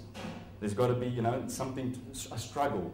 Because we're here to climb past that struggle and see what it means to the 7 vices, to see how they manifest in this material world and how we can overcome them and turn them into virtues and climb back up that mountain.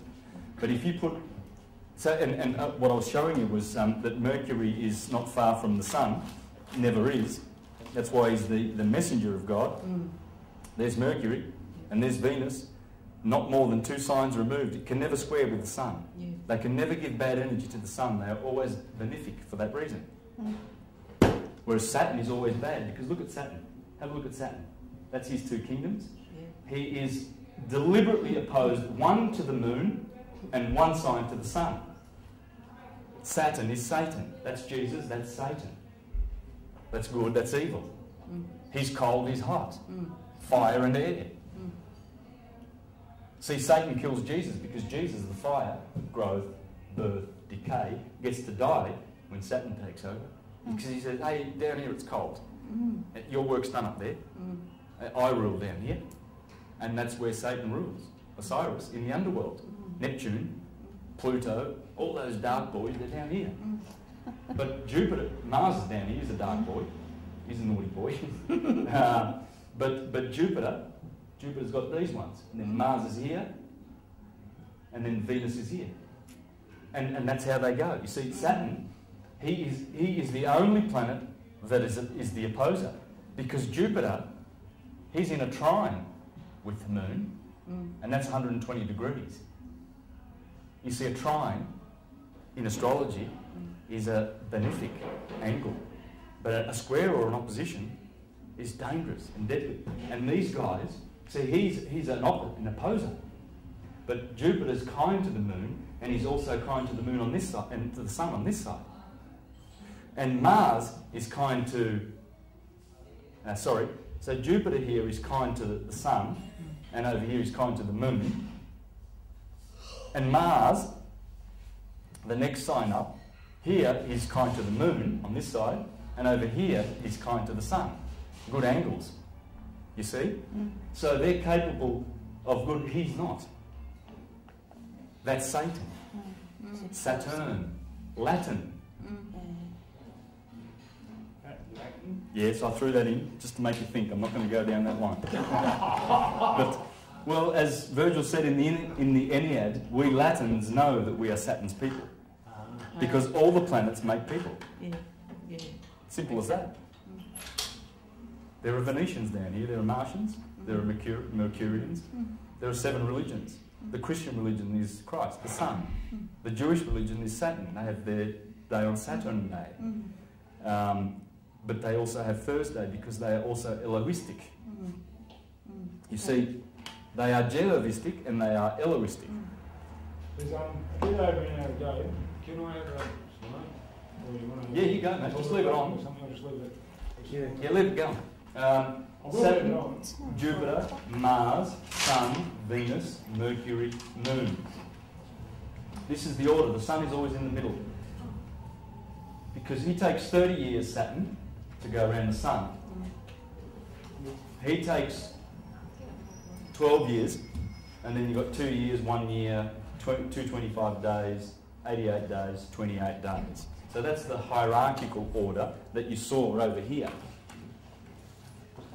That's why when we get caught in time, in Chronos, in the kingdom of Satan, because he rules them in that sense, because of his 30-year orbit, and there it is. It's the same order, all right? Well, we begin to realise that there are religions that come from this. This is the Christian religion. It's supposed to be. It's not. Catholicism is all of them. It's universal. I'll show you that. They've got the Madonna in there. They've got Saturn, the Latin church. They've got Jupiter, Jupiter, the Church of Peter. That's Jupiter. So you go and kiss that. When you know that beautiful statue of Peter that they kissed, the thumb is worn off. Well, that used to be called Zeus. That was Jupiter. That was Jupiter. They just changed the name. Jupiter, Peter. But see, that's the Jews. They have their celebration is on Saturday, and that is El. The name of Saturn is El, like the sun. He also is called El. I can explain that, but it's too long for now. But El, and this Jupiter is Jehovah. Jehovah is Jupiter, because Jupiter is the Lord. He's the ethereal one. He is the Lord of the fire, the air, and the earth, and the water. It's always known that he is the one. So they are Elohistic and they are Geoistic. Mars is the Hindu religion. Their holiday is on Tuesday. Sunday, that's the sun, that's Christian. They have their holiday on Sunday. The Muslims, Venus, that's the colour green for Venus. They have theirs on Friday, that's Venus. Mercury is the Buddhists. They have their holiday on Wednesday, their Sabbath. So, and the moon, well, who would the moon be? Well, that would have to be the religion of spiritistic, what they call spiritistic people, the witches and stuff like that, the sinners. Yeah, a form of paganism, but have to be. I'm not sure. I don't know. I'm sure about those, but the moon is a little bit of a... But there are, as Manly P. Hall says, 7 great religions by the 7 planets, because we are all devoted to them. My ruling planet is the sun, because my ascendant is in Leo. That's the ascendant that rules the planet. So I have to obey the sun. I have to observe the sun and direct my focus and energy there. Whereas other people who have a different ascendant, you might have to pay respect to Jupiter. That's what it means to respect the gods, the second gods, the demiurge. But in doing so, we don't worship them above the one. Never may that happen, because then you're degrading the one. But the oneself is happy for us to see the nature, the suns, and pay them devotion and honour. But what were the 7 great religions then? Well, it'd be Christianity. Yep. That's for the sun. Jewish, Hindu, Buddhism. I don't know what else to put in there really. The Mohammedism, Islam, Islam. And these are the 2 Jewish. Yeah. So there's 2. They've actually taken up 2 because there's 2 different kinds of Jewish and they merge it into one. Yeah. So Saturn and Jupiter is Jewish. Yeah, it is, absolutely. Yeah. Jupiter, that's why they wear the cap, the Jupiterian. Islam's Venus. That's still Yarmulke. 6. Oh, and 7 is... Potentially the And what planet did that... the witches, because... What planet did that come? The moon. The moon. Yes, because the moon is min, is sin. So a sinner is someone who follows the moon. Because there were 4 religions. There was the stars, the sun, solar religion, Christianity. There was the moon, and then there was and the planets. Again, that's the 4 source religions that we have. Stellar, solar, lunar, and planetary. Those religions came down to us because it all comes from this.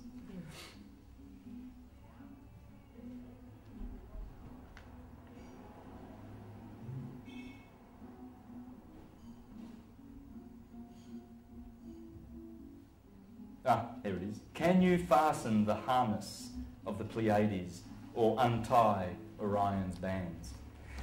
There's better versions of that where it says, can you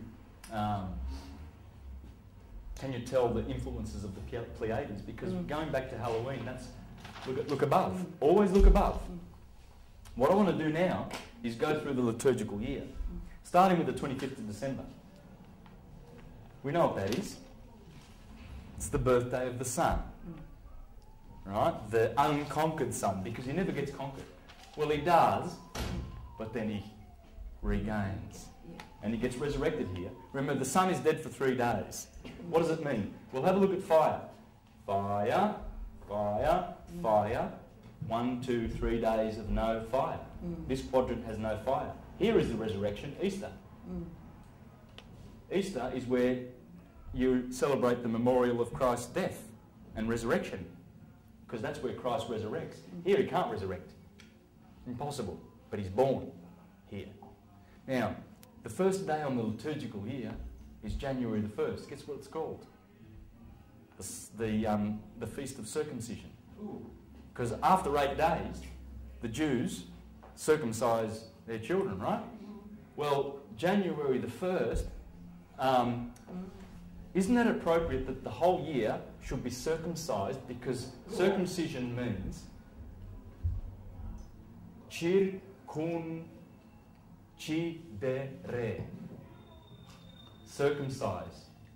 This is the circumference, and it is always cut off. The year is circumcised, chopped off on the 31st of December. So how does that translate? And that is where the circumcision is. How does that translate to mutilating children? How does it translate to all the other barbaric things that the priests have taught us to do? Fearing the gods, fearing hell and demons and Satan, and sodomising you just for throwing a bit of physical torture too. We don't want to just torment you spiritually. We're going to sodomise you too. So circumcision is for what? And what we happens on that believed day? it. Sorry? And we believed it. That's We believe all that bullshit. Oh, It's disgusting. That's why the truth is so beautiful. This is more persecuted than anything else. Do you think that people like Jim Humble, who discover MMS miracle solutions, has to run to bloody Nigeria and Mexico to practice, and all those others who have discovered free energy have been just snuffed out by corporate monstrosities because they want their oil, they want their drugs, they want all arms and everything. And this is the thing that they are in fear of the most. This makes you think. This teaches you how to think, not what to think. So what does circumcision mean? What does it mean like on that date? What happens? Circumcision. Well, on the 24th, from the 24th, New Year's Eve, to the 1st of January, it's 8 days. That when a Jewish child is born, they wait 8 days, then they circumcise it. It's talking about the sun. The sun is born here, gets circumcised there. In other words, the year gets cut, gets cut off. Oh, that's what it means. The year gets cut. Yes, yes. By how many days? So, yeah, but I feel terrible. well, the sun gets the sun. It's all right, you're not doing it. Yes.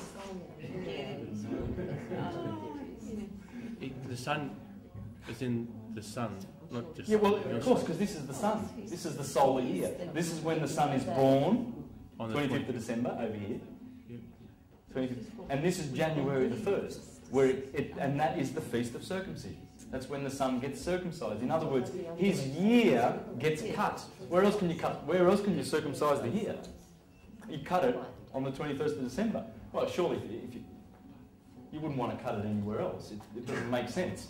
But what does it get? I don't understand how it gets cut. I mean, it just happens. It just Figuratively, it's the end of the year, and we celebrate New Year's Eve. It's cut. Whole new thing starts. Wait, we'll cut the year.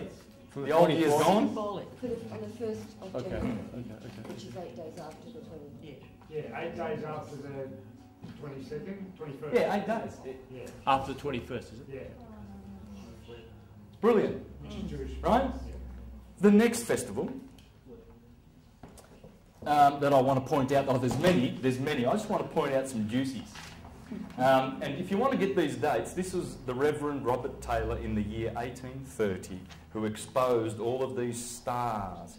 Not only him, there's plenty of others. I mean, my goodness. I can quote, one of the best ones I like to show people is Albertus Magnus. Oh, in fact, I'll read it out of his book. I'll read the quote from his book. So it's The Devil's Pulpit, Reverend Robert Taylor. He went to jail twice, but because they gave him that title. He's the devil. Don't go down to the carousel. What was his church called? It was called the... oh, here it is. Here we go. But he was from the devil because, like me, we're teaching the devil science here. Like Julian... Fancy talking about nitrogen, oxygen and all that stuff. Julian Lennon did the same thing. They killed him for the same reason because he said that it was all in the stars. Is that why they killed him? Really? Who?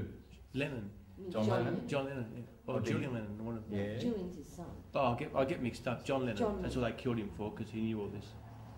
Or something. At the Rotunda. No such thing as death. The Rotunda. Yeah, that's where he preached.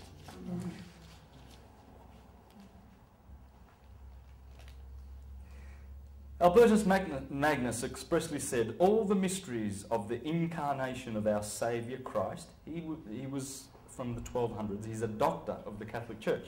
There are only 33 doctors, including Augustine, Eusebius, guys like that. We're talking Jerome, St. Jerome. This guy made it in the 33 doctors of the Catholic Church, and he has this to say, all the mysteries of the incarnation of our Saviour Christ and all the circumstances of his marvellous life, from the conception to his ascension, are to be traced out in the constellation and are figured in the stars. Unbelievable.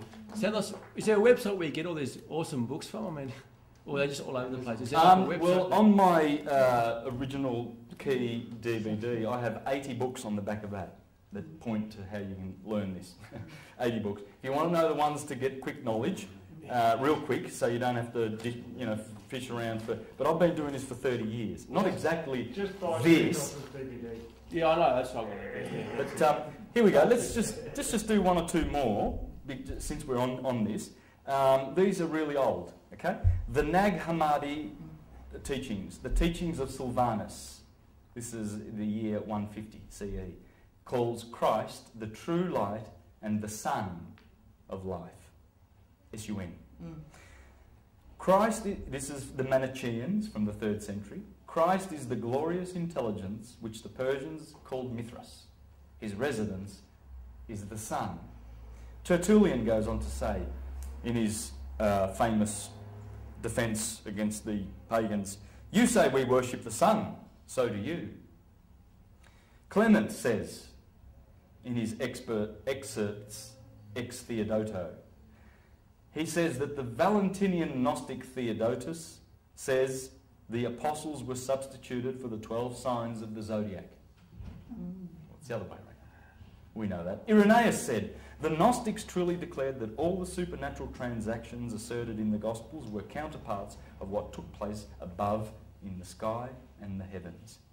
Emperor Julian, in the year 363, he's the nephew of Constantine the Great, mind you, and he brought the world back to true devotion of solar science with his orations to the sun, and the Christians killed him. In here is magnificent knowledge, even the knowledge that the sun is the centre of the solar system. They knew it. They knew it. Pythagoras knew it. Plutarch knew it. I can give you the evidence, but I'm not going to go there because I've got too much to do here. I'm not going to get to the astrology today, unfortunately. This is more important, as you'll see. Emperor Julian, in his Against the Galileans, of which I have a copy. It's at home, but it's worth reading. He says, and this is within 40 years of the Council of Nicaea, we have the Emperor Julian writing the following. It is, I think, expedient to set forth to all mankind the reasons by which I was convinced that the fabrication of the Galileans is a fiction of men composed by wickedness. St. Patrick, 390. The Christ, the true Christ, is the sun. The Venerable Bede, he's another big boy, like Albertus Magnus. We are commanded to observe the full moon of the Paschal month after the vernal equinox, to the end that the sun may first make the day longer than the night, and then the moon may afford the world her full orb of light, inasmuch as first the Son of Righteousness, in whose wings is salvation, that is, our Lord Jesus Christ,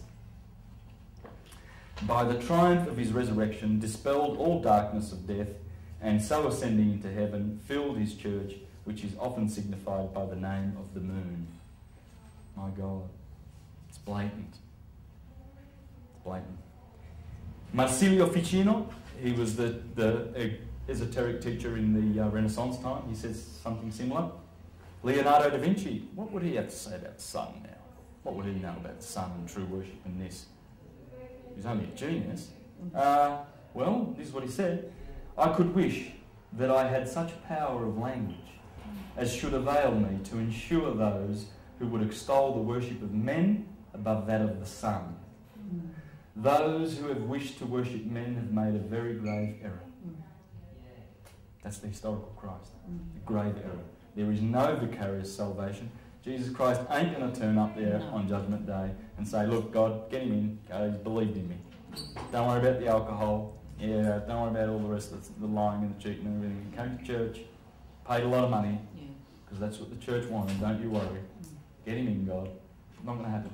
You get yourself on your own merits in, with your own Jesus. And you know that. I can go on.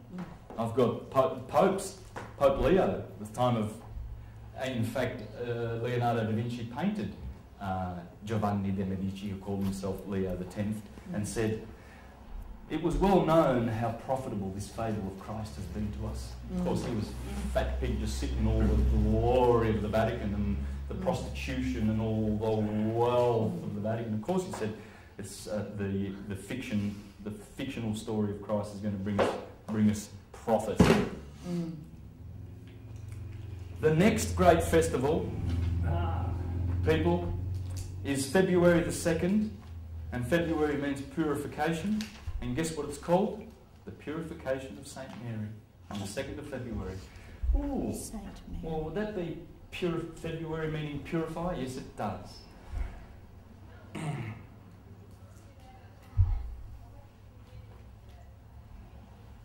See, I know something that I could do what Luigi Cascioli tried to do when he sued the Vatican. I could easily do it. If I had a day in court, any court, I'll bring my books and I can prove that Jesus Christ, the historical saviour of all these Christians, is not a historical person. I can do that. Let's do that. I will. Yeah. I will. And I will start with the only mention of Jesus followed by a verb by any historian, Josephus, which is a clear fabrication because the early documents of Josephus do not have that one sentence that talks about Jesus. The other writers, Suetonius, Pliny the Younger, and Tacitus, mention nothing about Jesus followed by a verb. Jesus ate, Jesus ran, Jesus walked, taught, whatever.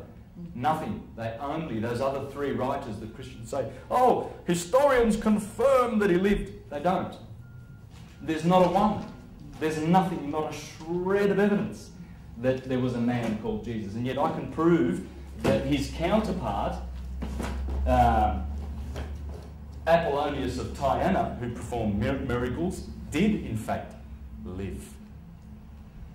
Because that is a true biography. The Gospels are not. The Gospels are this. And what amazes me is why didn't Philo say something about Jesus? Plutarch, my favourite from the 1st century, he was a priest in Delphi. He wrote 80 books. Didn't mention Christ, Jesus.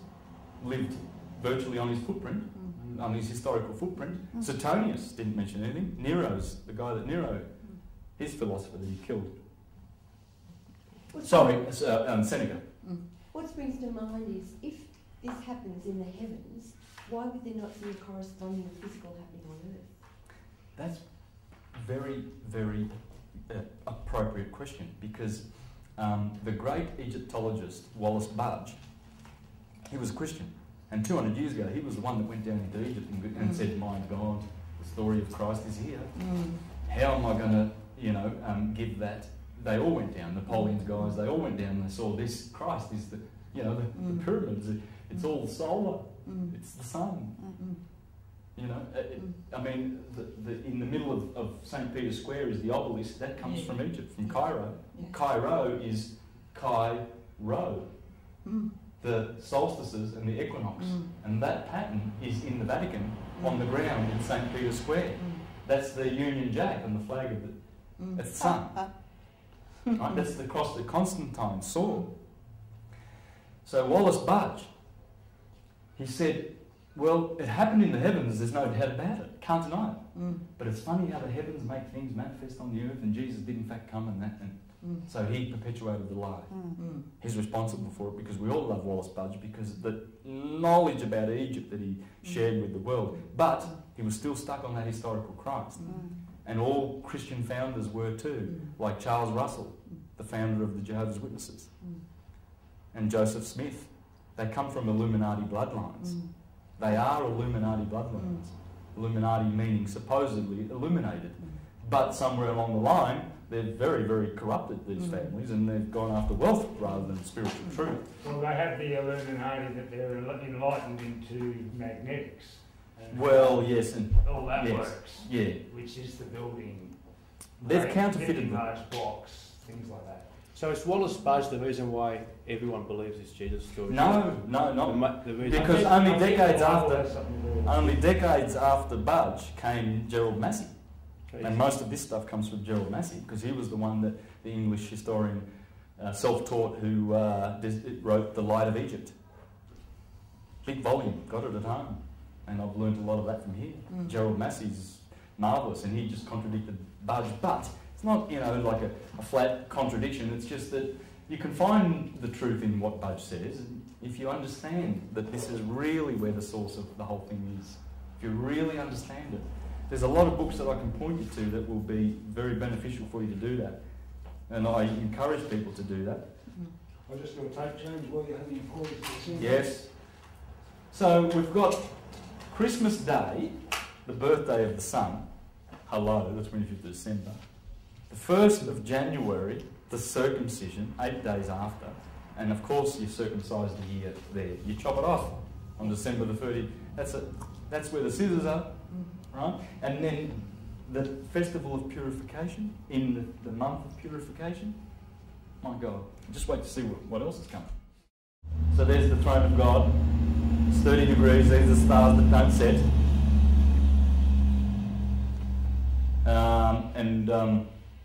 There's the dragon. That's Bootes with the red star, Arcturus. There's Bootes in Virgo. So you can see how it relates. So there's the zodiac belt and there's the throne. They're both Mount Zion. This is the original Mount Meru, Shambhala. Remember those stars in the time-lapse thing? They all look up into that because they believe that is a stargate, the northern stars. That's why I showed you a picture of the domes. They've got the hole there. Yes. Because it's like, we're getting out of here. We're going up there. We're youngsters. So all I'm doing is showing you what's there when you notice it. I'm trying to find Cephas, but where is he? He'd have his... it's a very powerful diagram. Well, there he is. He's in there, Cephas. He's got his foot on Polaris. But the dragon normally gets the position, the prime position. Everyone wants pole position, especially Ursa Major, the great bear. Polaris is in Ursa Minor, her child. So the woman is always fleeing from the dragon. In Revelation it says the woman is fleeing from the dragon. And he chases it down into Egypt. Okay, so we've got Christmas Day on the 25th of December. Hello. Start of the journey of the sun. We've got the circumcision 8 days later, the 1st of January, right on cue. We've got the February the 2nd, which is the festival of purification for Mary, and February means purification. We've got Lent here because the days are lengthening. We've got Easter here because the stars crossed over the east. And on the 25th of March is the day of the Annunciation. That's when Gabriel actually, that's the date they fixed it. And why? Interesting. Count 9 months.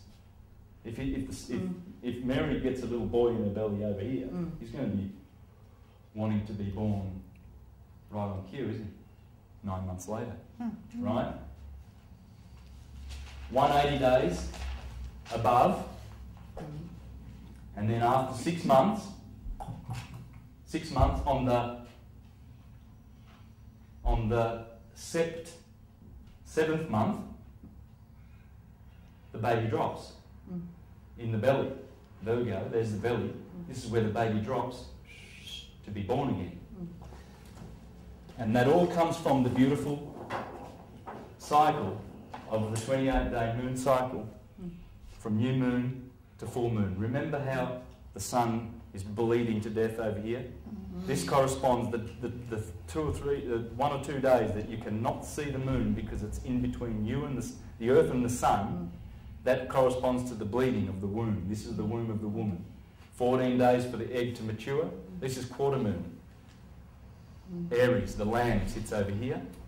So she's the reflector of the sun. And it's waxing moon, waning moon.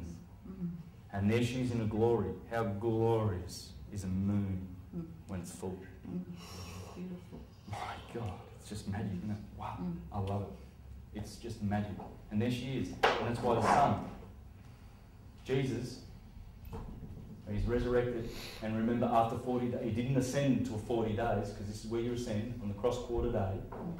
And that's the day when you announce, May 1st, that's the day when you announce the Osama bin Laden's dead, Hitler's dead. That's also on the 2 days, the day before that was when the royals got married and they beatified Pope John Paul. And May 1st is the Illuminati founding day. Oh, I don't know how much I can tell you about that. But that's when Christ ascends after 40 days. and Pentecost happens around here.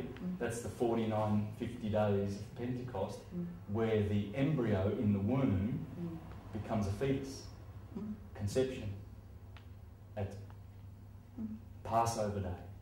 These are the three holy Jewish festivals: Passover, Pesach, Shavuot, Sukkot. The Festival of Tabernacles happens here in the week. This is the Day of Judgment, 21st of September. And this is called Rosh Hashanah. Rosh means the head, because this is the start of the Jewish calendar, secular.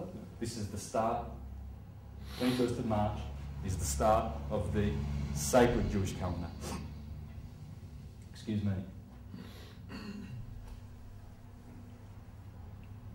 So, after 40 days, the sun is resurrected. May.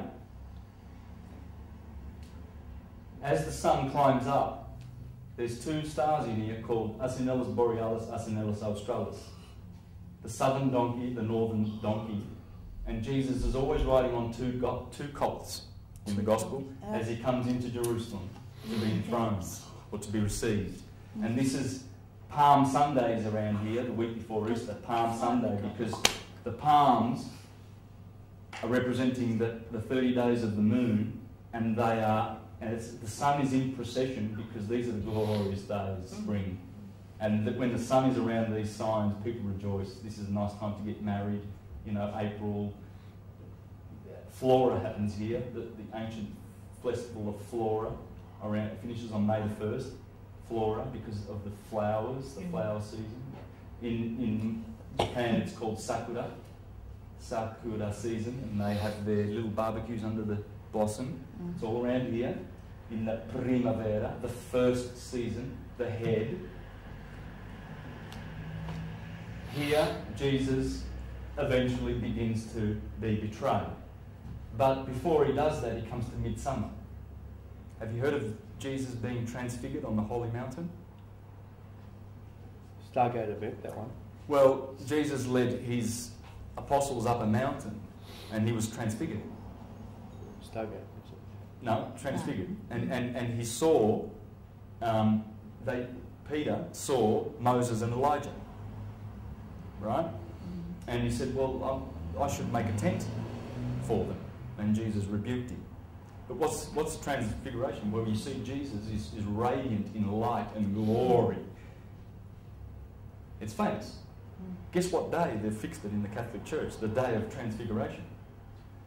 Wouldn't you, as the moon is glorified here on the one day of the month, the full moon, where would you glorify the sun? Midsummer.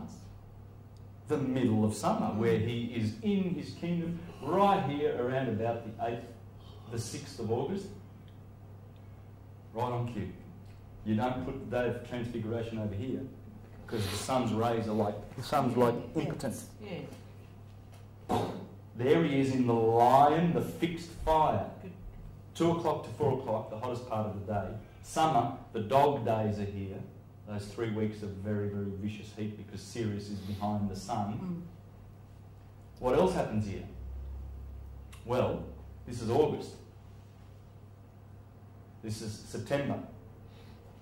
August 15, the Assumption of the Virgin. Assumption? She gets taken up to heaven? Yeah, because that's the day when Virgo can't be seen anymore. She's taken up because the sun is in it. When the sun is in a sign for 30 days, you don't see its sign. You can't see it, right? Because the sun's there and it blots out all the stars. When the sun comes up, Perseus slays Medusa, the star-lit night. That's the sun. All the stars flee. So it's Samson who killed these 1,000 Philistines with the jaw axe. Samson, Shimshem in Hebrew, last time I checked, was the little sun. So here's the sun killing his thousands. That happens here. And Perseus is in here. Perseus is in here with Medusa. He's holding the head of Medusa. Because every morning, the sun comes up and smashes all the stars. Right? So Virgo gets assumed. Assumption. Gets taken up. September the 8th rocks along, which in the old calendar was September the 8th. They've stuck to that date, but it actually is September the 21st, right? Is the Nativity. She's born. That's when she reappears, because the sun has passed through her. On the 29th of August,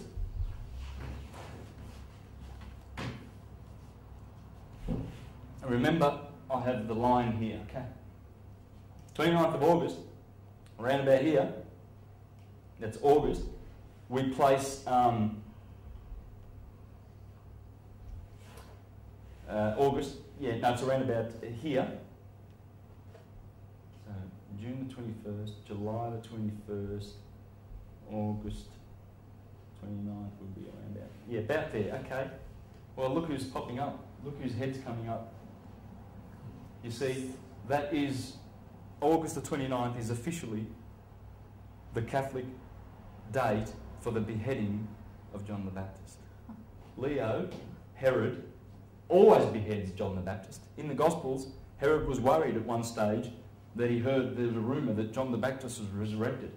Well, in fact, as Herod comes up,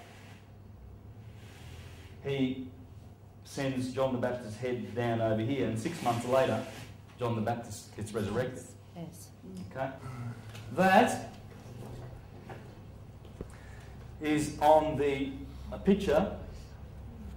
There's 4 panels there. That's the nativity scene. That's happening here and here, where Gabriel, there's Gabriel. He's called Neph. This little fella's called Neph. I wonder what we can learn about the word Neph. I think it's got a K on it. Neph, something like that.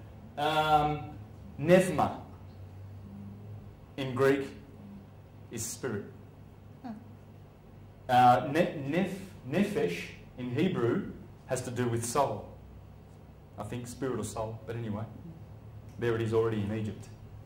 There he is, Gabriel, Neph, telling Mary, hey girl, I'm announcing to you, you will conceive a new son, and he'll be born on cue. There she is, she's pregnant. This was covered in stucco. They had to pull this off, and they saw it there, and they thought, well, there you go. There's the Christian religion. They pulled it off from where? It was covered in stucco. Yeah. Stucco. Yeah, like the plaster. Yeah. It was an original, very ancient. It was done by Thutmose III in about the 15th century And where is it? BC in Luxor, Karnak. It's Yes, in Karnak, is it? Thebes, around that area. Yeah. But it's a temple of Luxor. What's You it see- called? Got a name? Or? That's it. That's the name. That's the nativity scene. Oh, in the Luxor. Yes. And they're all Egyptian deities. Yep. Is it? Yeah, and That's hieroglyphs. clearly Egyptian. Yeah. Hieroglyphs. Yes. Holy. Holy writings. Right? Don't make any mistake about it, because Egypt, like Giordano Bruno said 400 years ago, when he was burned at the stake in a very, very disgusting way. And he said, unless we go back to the religion of Egypt, because they knew the science, they were in the golden age. We've come down out of the golden age now. But they knew it. We've got to go back to that, not the obtuse, pathetic version that we're getting from people who are the blind leading the blind. And there are the midwives. There's the sun with a crown on his head. It's the new sun on the 25th of December, the unconquered sun. And there are the 3 wise men. And that's the 3 stars in Orion. And Orion... Show that again, pretty please. Yes, there's the 4 panels. Yep. Neph, Yep. putting the Holy Spirit with the ankh. He's got the ankh in his... He's putting the Holy Spirit into the woman and making her conceive. So it's Holy Spirit. Yep. Holy Spirit. Just do the concise through that. Yep. And there she is. She's pregnant, clearly. That looks like a bottom. Oh, that's Neph. That's the Gabriel. So he's got a different name. Let me see if I can give you the names. Oh, sorry. The first scene on the left hand shows the god Tat. It's the second one that's Neph, because he's putting it into her. He's announcing. So that's Mercury, and that's Neph. Okay. And there's the midwives, and there's the boy with the crown, and there's the 3 wise men. because the three wise men are also there, pointing to the star above the manger and born of a virgin on the 25th of December. And it works with the conception embryo at 50 days. Exactly 50 days, the embryo becomes a fetus. That's Pentecost. You wait 49 days and then you celebrate Pentecost, the third Jewish pilgrimage festival, all on cue.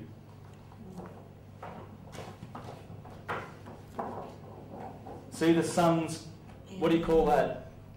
Black hole. Yes, we call it a Crown. corona. Ah, yeah. Yes. That's why Jesus always has a crown of thorns. See the thorns here? Yeah. Because Jesus is the sun, Yes. the yes. In the Bible, in Psalms 83:11, Yes. Yep. it says, the Lord is a sun and a shield. 84:11. The Lord God is a sun and a shield. That's the sun. That's the magnetosphere around the earth, which is shielding us from the solar rays, which will strip our atmosphere if we don't have it. So the Lord God, clearly it says there in Psalm 84:11, the Lord God is a sun and a shield. The other three scriptures which identify God are, there's only 4 scriptures that tell you what God is in the Bible. The second God, it's not the oneself, because that's the one we have to work with. We're working with the course level that we're at. John 4:8, God is love. Whoops. Love. Let's see what the Lord. Let's put an E on the front because that's how Latin was. El. The Spanish still do it. They say el muchacho. Yes. Yeah. El. They're talking about the sun because it's masculine. The El Lord gives us El love. God is love. 1 John 1:5. God is light. Everybody knows that. What's God? God is light. He's light. It's the sun. And the other scripture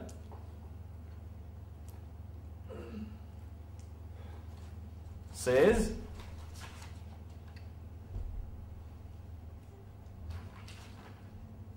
Hebrews 12:29, for our God is a consuming fire.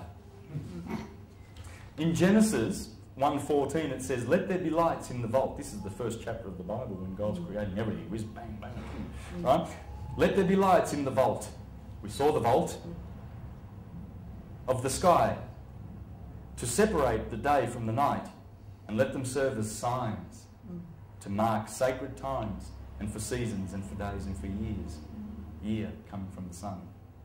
It's in the Bible. And the scripture I talked to you about in talking about the Mazzaroth is Job 38:32.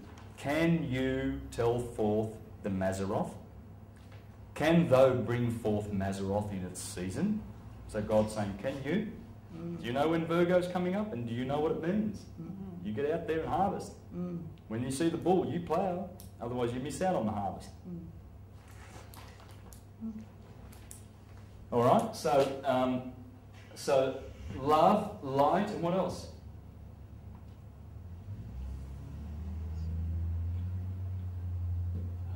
The 3 L's.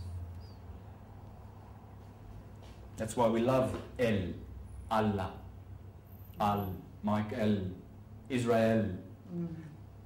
It's all El, the elder in the congregation, the elite one, the elevated one.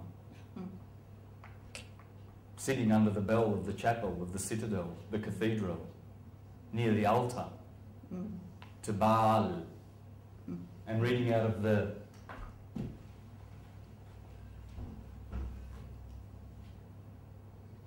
Bible, which comes from Babel,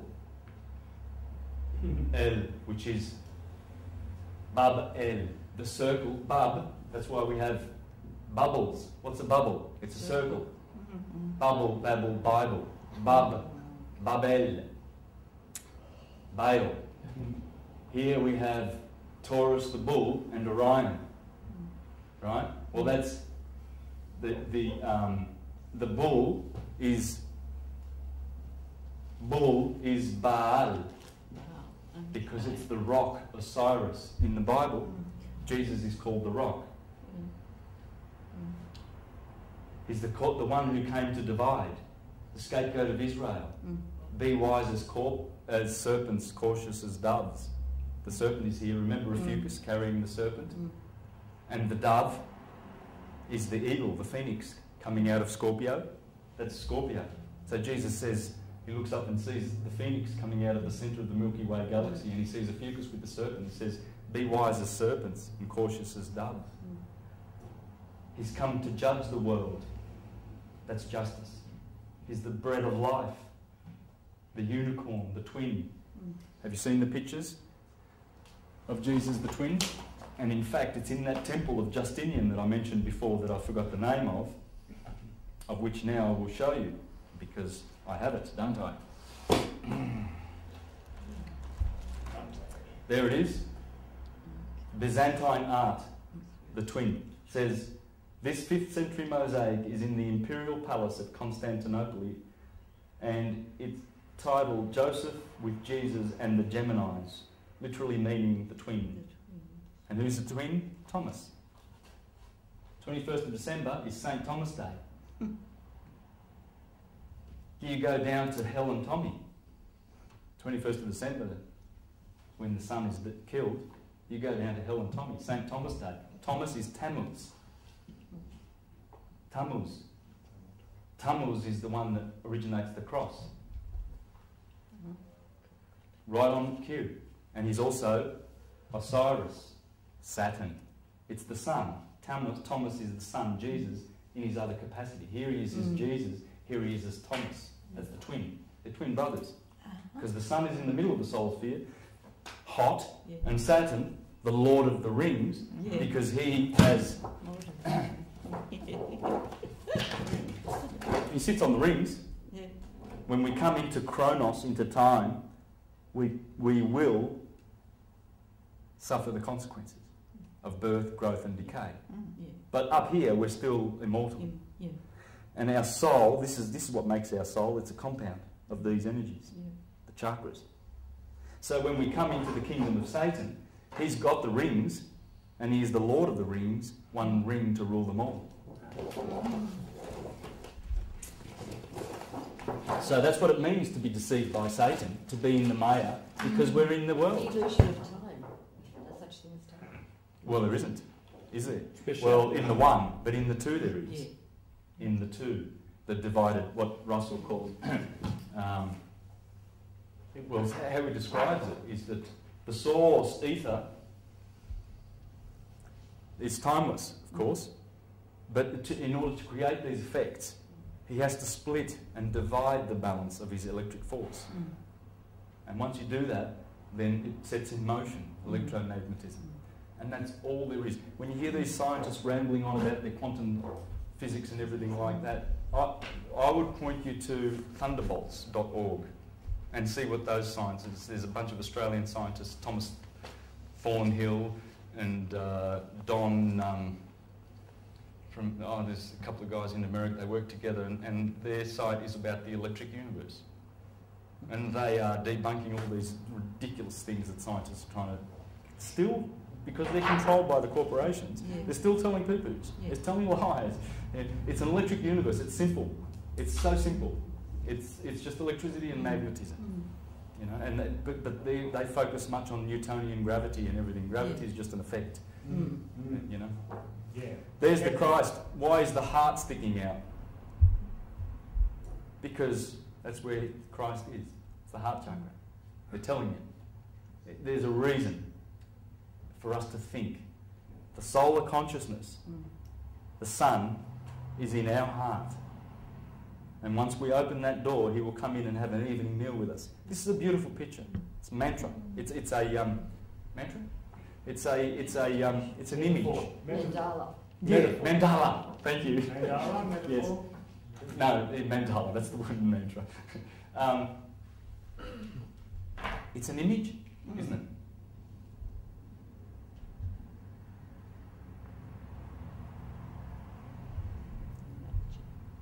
That's why the monotheists did the images of Egypt and the idols, because you can do real magic with images. Because images speak volumes. Pictures paint 1,000 words. Yes. And the cross is a beautiful symbol. It tells you about the equinoxes, the summer solstice and the winter solstice. The yin and yang. A little bit of male in feminine, a little bit of feminine in male. And here it is, the yin and the yang.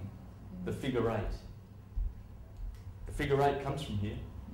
In fact, in here, this guy proves that 1 is here, 1 is here, that line is sitting on the equator, that's 1. Aries is 1. 1, 2 starts from the eye of the bull and goes around and sits on the equator. 3 is the 2 twins and the 3rd sign. 4 is also here, comes from 4 like this. There's the 4, the 4th sign, or here. Can you see the 4th sign there? Yeah. There it is. 5 is in there. 6 is the sun sitting on the equator with its tail up, as opposed to 9 would be below it with its tail going down. 8 is the sun above and the sun below, like the Korean flag shows. So you've got 1 to 9, conception to birth. The alphabet: A, air; B, C, D, E, F, G, H, I, J, K, L, M, matter, water. Mare. Mare, in Latin, is one ocean. More than one, plural, Maria. Jesus is born of Mary. The yes comes up out of the mare. Air is spirit. Spirit, matter, M. It's the middle letter of the alphabet. Now, if you want to learn more about that, that's the genius you need to read up. The esoteric structure of the alphabet. That's where I got this. Spirit and matter. Alvin Boyd Kuhn. How do you remember all this? Because I love it. I love this subject. And that's when you love something. Yep. Your passion. What was it called? The esoteric? Yes. Esoteric what? Structure of the Structure of the alphabet. And bubble has 2 B's, doesn't it? No, it doesn't. Yes, it does. Yes, it does.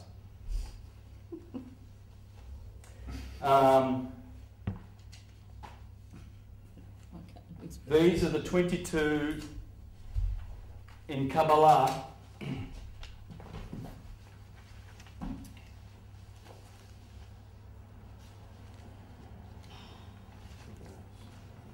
You have the 10 Sephiroth of the Kabbalistic tree, and you have the connecting paths. Oops, I've done a mistake there. See, there's 1 level, 2 levels, 3 levels, 4, 5, 6, 7. They correspond to the chakras. That's the crown chakra. They call it Ketha. Ether. Okay, that's what it is. Ether. This is feminine, Binah. This is Chokmah. This is understanding. This is wisdom. In here is the 11th Sephiroth, knowledge. Knowledge gives you understanding, feminine, and wisdom, masculine, and brings you back to the Ketha. But these connecting, all these connecting ones, you've seen this before, haven't you? Kabbalistic tree. There's 22. There's 22 paths, and the 10 Sephiroth make 32. And that is the 12 signs of the zodiac and the 10 planets, including the Earth, Neptune and Uranus. It's the 22 cards of the tarot. Yes. It's all there. Let's have a look at it astrologically now, because I've done the year. I did want to read one more thing to you. 15 for you. minutes. 15 minutes, okay. Oh, right. I see what you mean. I've run out of paper. I've got a cut-out date here. Cut-out time. Circumcision's coming up. Oh, yes. Yikes! Run! So you take your microphone off this time? Yes. Don't worry.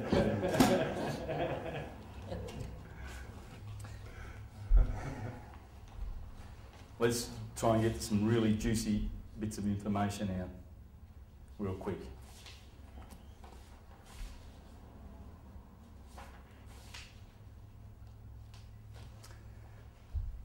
April 19th, Beltane's. April 19th is the last day of Aries, roughly, 20th, 21st. Beltane's Day. It's called the Day of Sacrifice by Fire. These are the events that have happened on the 19th of April. 1993, Waco, 19th of April, 99 people dead. 2 years later, April 19th, 1995, Oklahoma City bombing, 187 dead. 4 years later, 1999, April the 20th, Columbine massacre, 13 dead. 11 years later, April 20th, 2010, BP Horizon explosion, 11 dead. 20th of March, the eve of the 21st of March, is when you start a war, because you want to fight in cardinal fire. Mars, Marshal Mars is ruling, so this is when you start a fight. That's when they entered Libya this year, to bomb Libya on the 20th. And in 1993, George Bush started his 6-week 1, 2, 3, 4, 5, 6 brings us to May the 1st. May the 1st, that was the day they started the 6-week war. They finished the and they call it the 6-week war because they're rubbing it in. They're telling you, we sacrificed the blood on that day to Baal. Yes. And we'll do it on the days that mean something to us. That's when you fight, in Aries.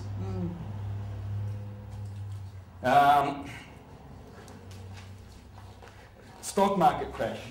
Well, if that's the bull, representing the bull market, where's the bear? Opposite. Yes? Yeah. Is that a bear? No. No, it's not. But the day, October, let's call it, it's getting a bit messy, isn't it?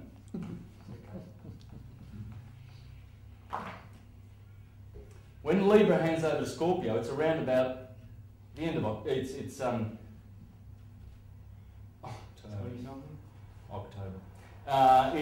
around about the 21st, let's say, 22nd. But there's a reason. On the 19th of October, we've had 2 of the 3 world's greatest economical crashes. Okay? We've had, and the third one was on the 25th of October. So, and I remember they announced it in 2007. They said, oh, look at that, 20 years to the day, we've had the biggest stock market crash, just like 2007.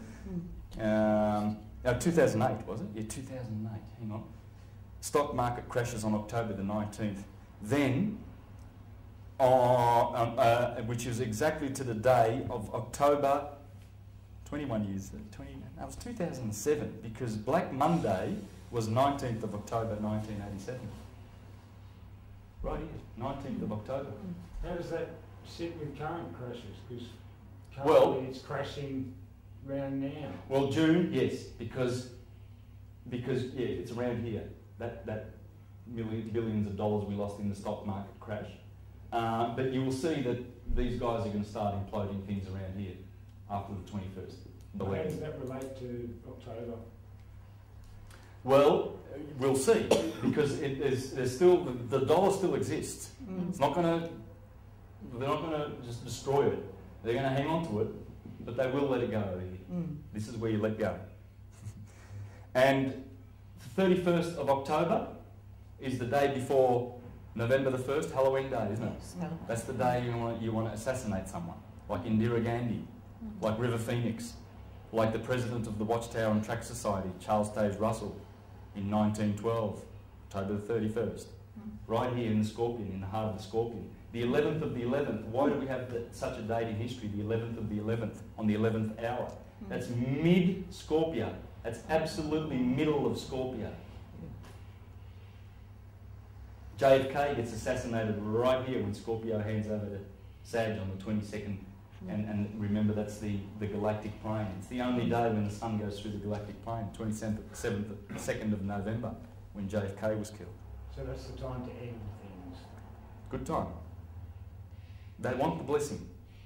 They want the blessing of their perverted, insane God. However it works, but they get their blessing from the spirit realms. I just want to show you something about astrology. There's your bovines. There's famous people you know. See the bovine eyes? Here are the cats, the felines, the Leos. Can you see some jaguars and some pussycats in there? Pussycats. Yeah, like that would have to be a jaguar, that'd have to be a lynx, wouldn't it? A couple of lions. Look at the stubby noses.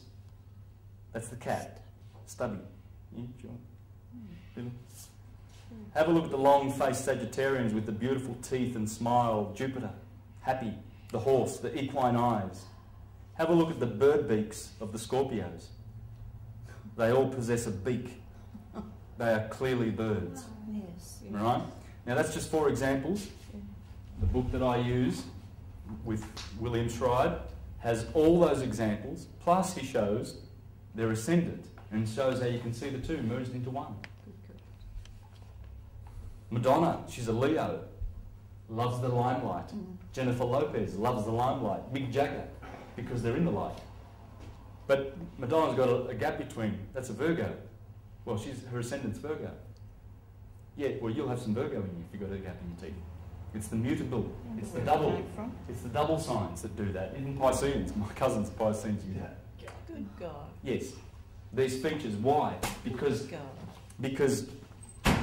as explained very, very clearly, this is why astrology works. I'm going to explain that to you, and you won't ever need to argue or have to look around for a reason as to why it works, because it absolutely works, and this is how it happens.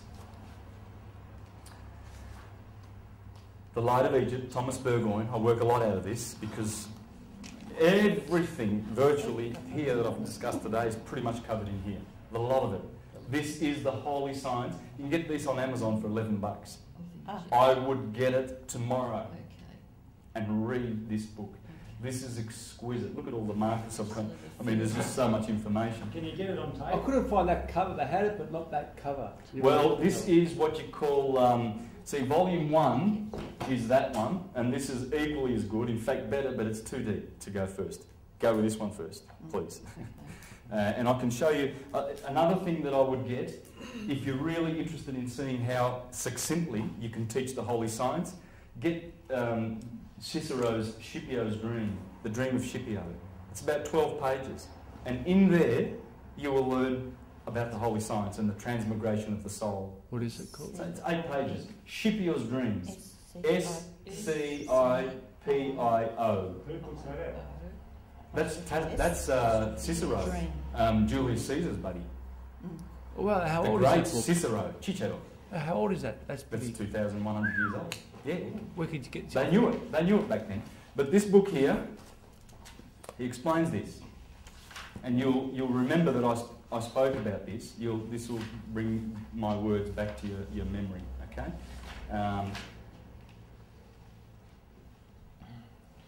The shining zodiac, with its myriad constellations and its perfect galaxy of starry systems, derives its subtle influence as impressed astrologically upon the human constitution from the solar centre of our solar system, not the stars.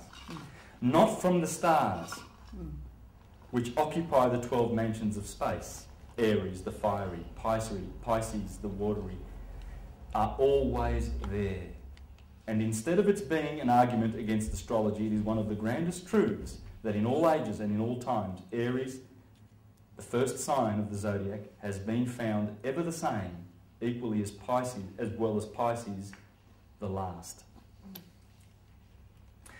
Then he goes on to explain how this happens. How does it happen? Okay, he's claiming that don't worry about the stars because they're displaced because of precession. We're going backwards, right? Don't worry about that.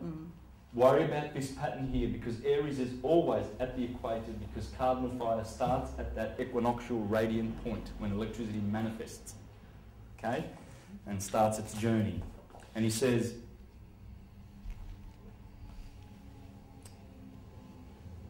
in order to convey our meaning, let us digress for a moment and bring forth a fitting illustration. The condition of our atmosphere and the surrounding objects, vegetation, etc., have a peculiar condition and a magnetism wholly their own when surveyed exactly at sunrise. There is a freshness and peculiar sense of buoyancy not visible at any other time. If this state could be registered by any instrument and compared with the other set periods during the day, it would offer a remarkable contrast. 2 hours later, because that's where I learned that Aries is here by reading this. And then he says 2 hours later, 8 to 10, there is a very different influence. And at noon there is a wonderful contrast. The same may be said of sunset, and again at midnight. And lastly, note the difference 2 hours before dawn. This is the coolest period. Coolest, hottest. Of the 24 hours. These are facts, and yet our hearts are all beating to the same flow, life flow, and the earth is no farther away from the parent sun, and yet it is all the angle at which we, the inhabitants, receive this sun's light that makes all the difference between dawn and sunset, noon and midnight. When to these facts it is further added that it is sunrise, noon, sunset and midnight at the same instant, all the time, to some of the various different portions of the globe, it demonstrates most conclusively that the earth itself is enveloped, so to say, in a complete circle of conditions. So when you're born, I was born around here. I was born at 4:30. So right here in Virgo.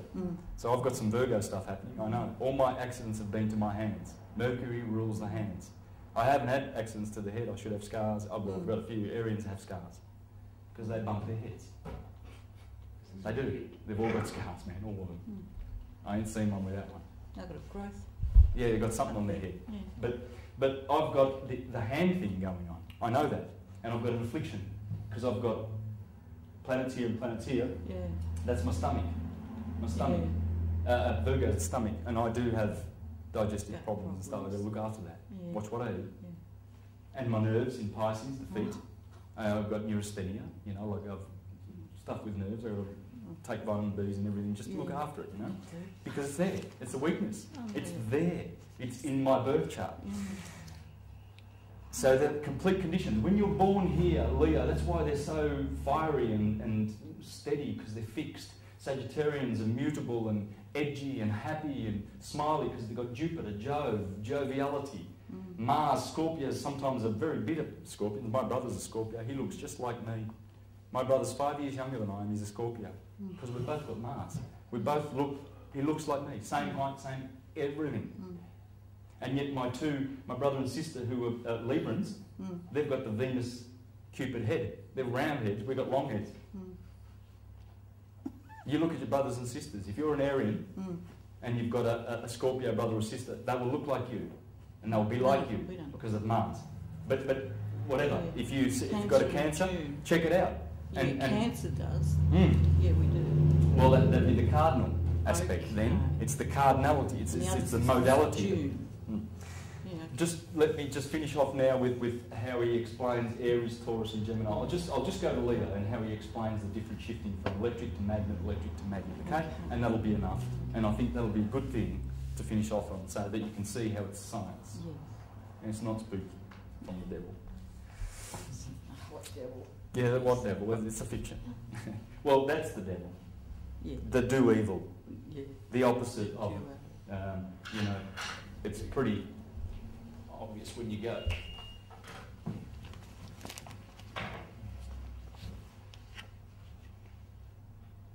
God, if you stretch it out, you can get a good out of that.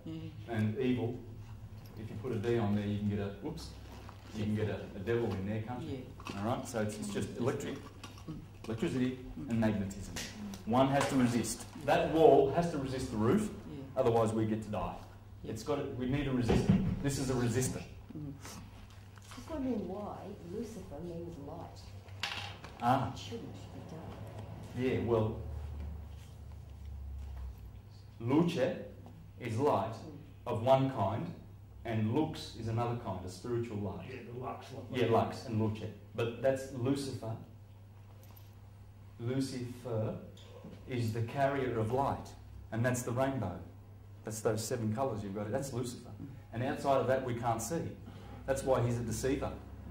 That's why Lucy in the sky with diamonds, the stars, his intent, you see, because Saturn rules the hearing and the sun obviously rules the sight. So that's the two churches, the church of Jesus and the church of Satan. The church of Jesus says, don't listen to Satan because he will deceive you. But he won't, because hearing sometimes is better than seeing. That's why you wear Saturn's earrings, the rings of Saturn on your ears, because it's telling you that he rules the ears. And you listen to the law of Saturn, because he's the steady lawgiver. But Peter, as I told you, is Jupiter. There's a church of Peter and the church of Paul, right? Or Jesus and Satan, Horus and Set. Well, you robbed Peter to give to Paul, right? Well, who's Paul? Could he be Satan? Well, the Bible tells you he is Saul. His name was Saul of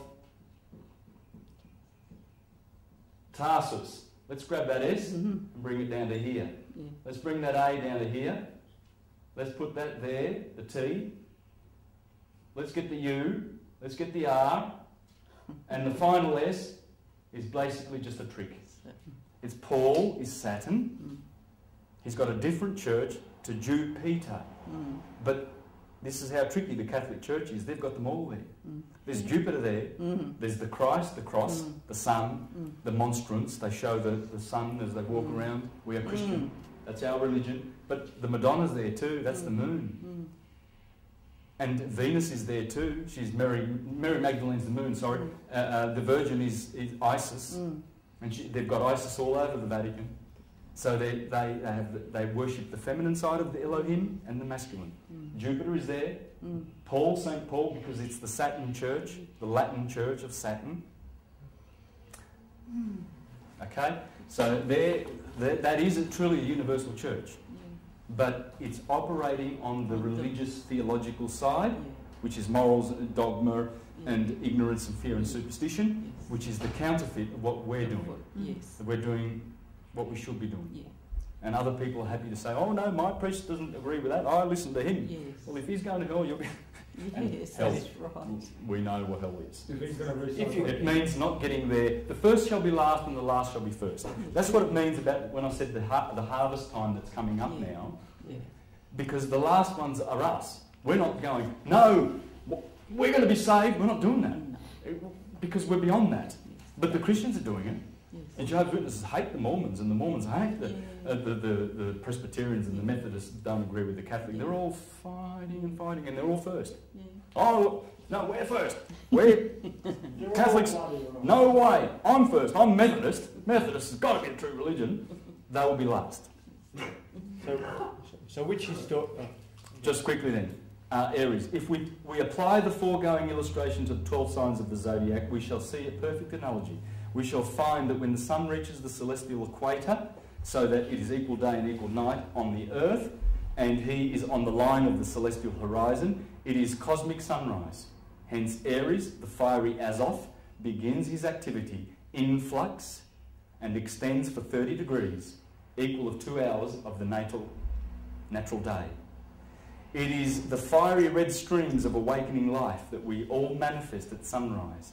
Then comes a change of magnetic polarity after the first fiery flush of cosmic life. The gleeful chattering of the birds and the cackling of the poultry. A reaction is noted. All things before active become restful and quiet. Taurus. That's why it's the dark sign. Dark. This corresponds with the sign of Taurus. It is the solar influx 30 degrees removed from the point of equilibrium toward the north. That's the point of equilibrium. As this sign represents the powers of absorption, we see that at this period, vegetable and animal life is quietly absorbing for its own use the fiery streams of solar life. Again, we view the activity of solar influx from a different angle and change of polarity, and all things become active in its executive force. This corresponds to the sign of Gemini. As the solar influx 60 degrees removed from this point of from his point of equilibrium, then comes another change of magnetic polarity. It is rest from labour. It is noon. It corresponds to Cancer. The analogy is perfect. It is the solar influx 90 degrees removed from its point of equilibrium, and so on and so forth.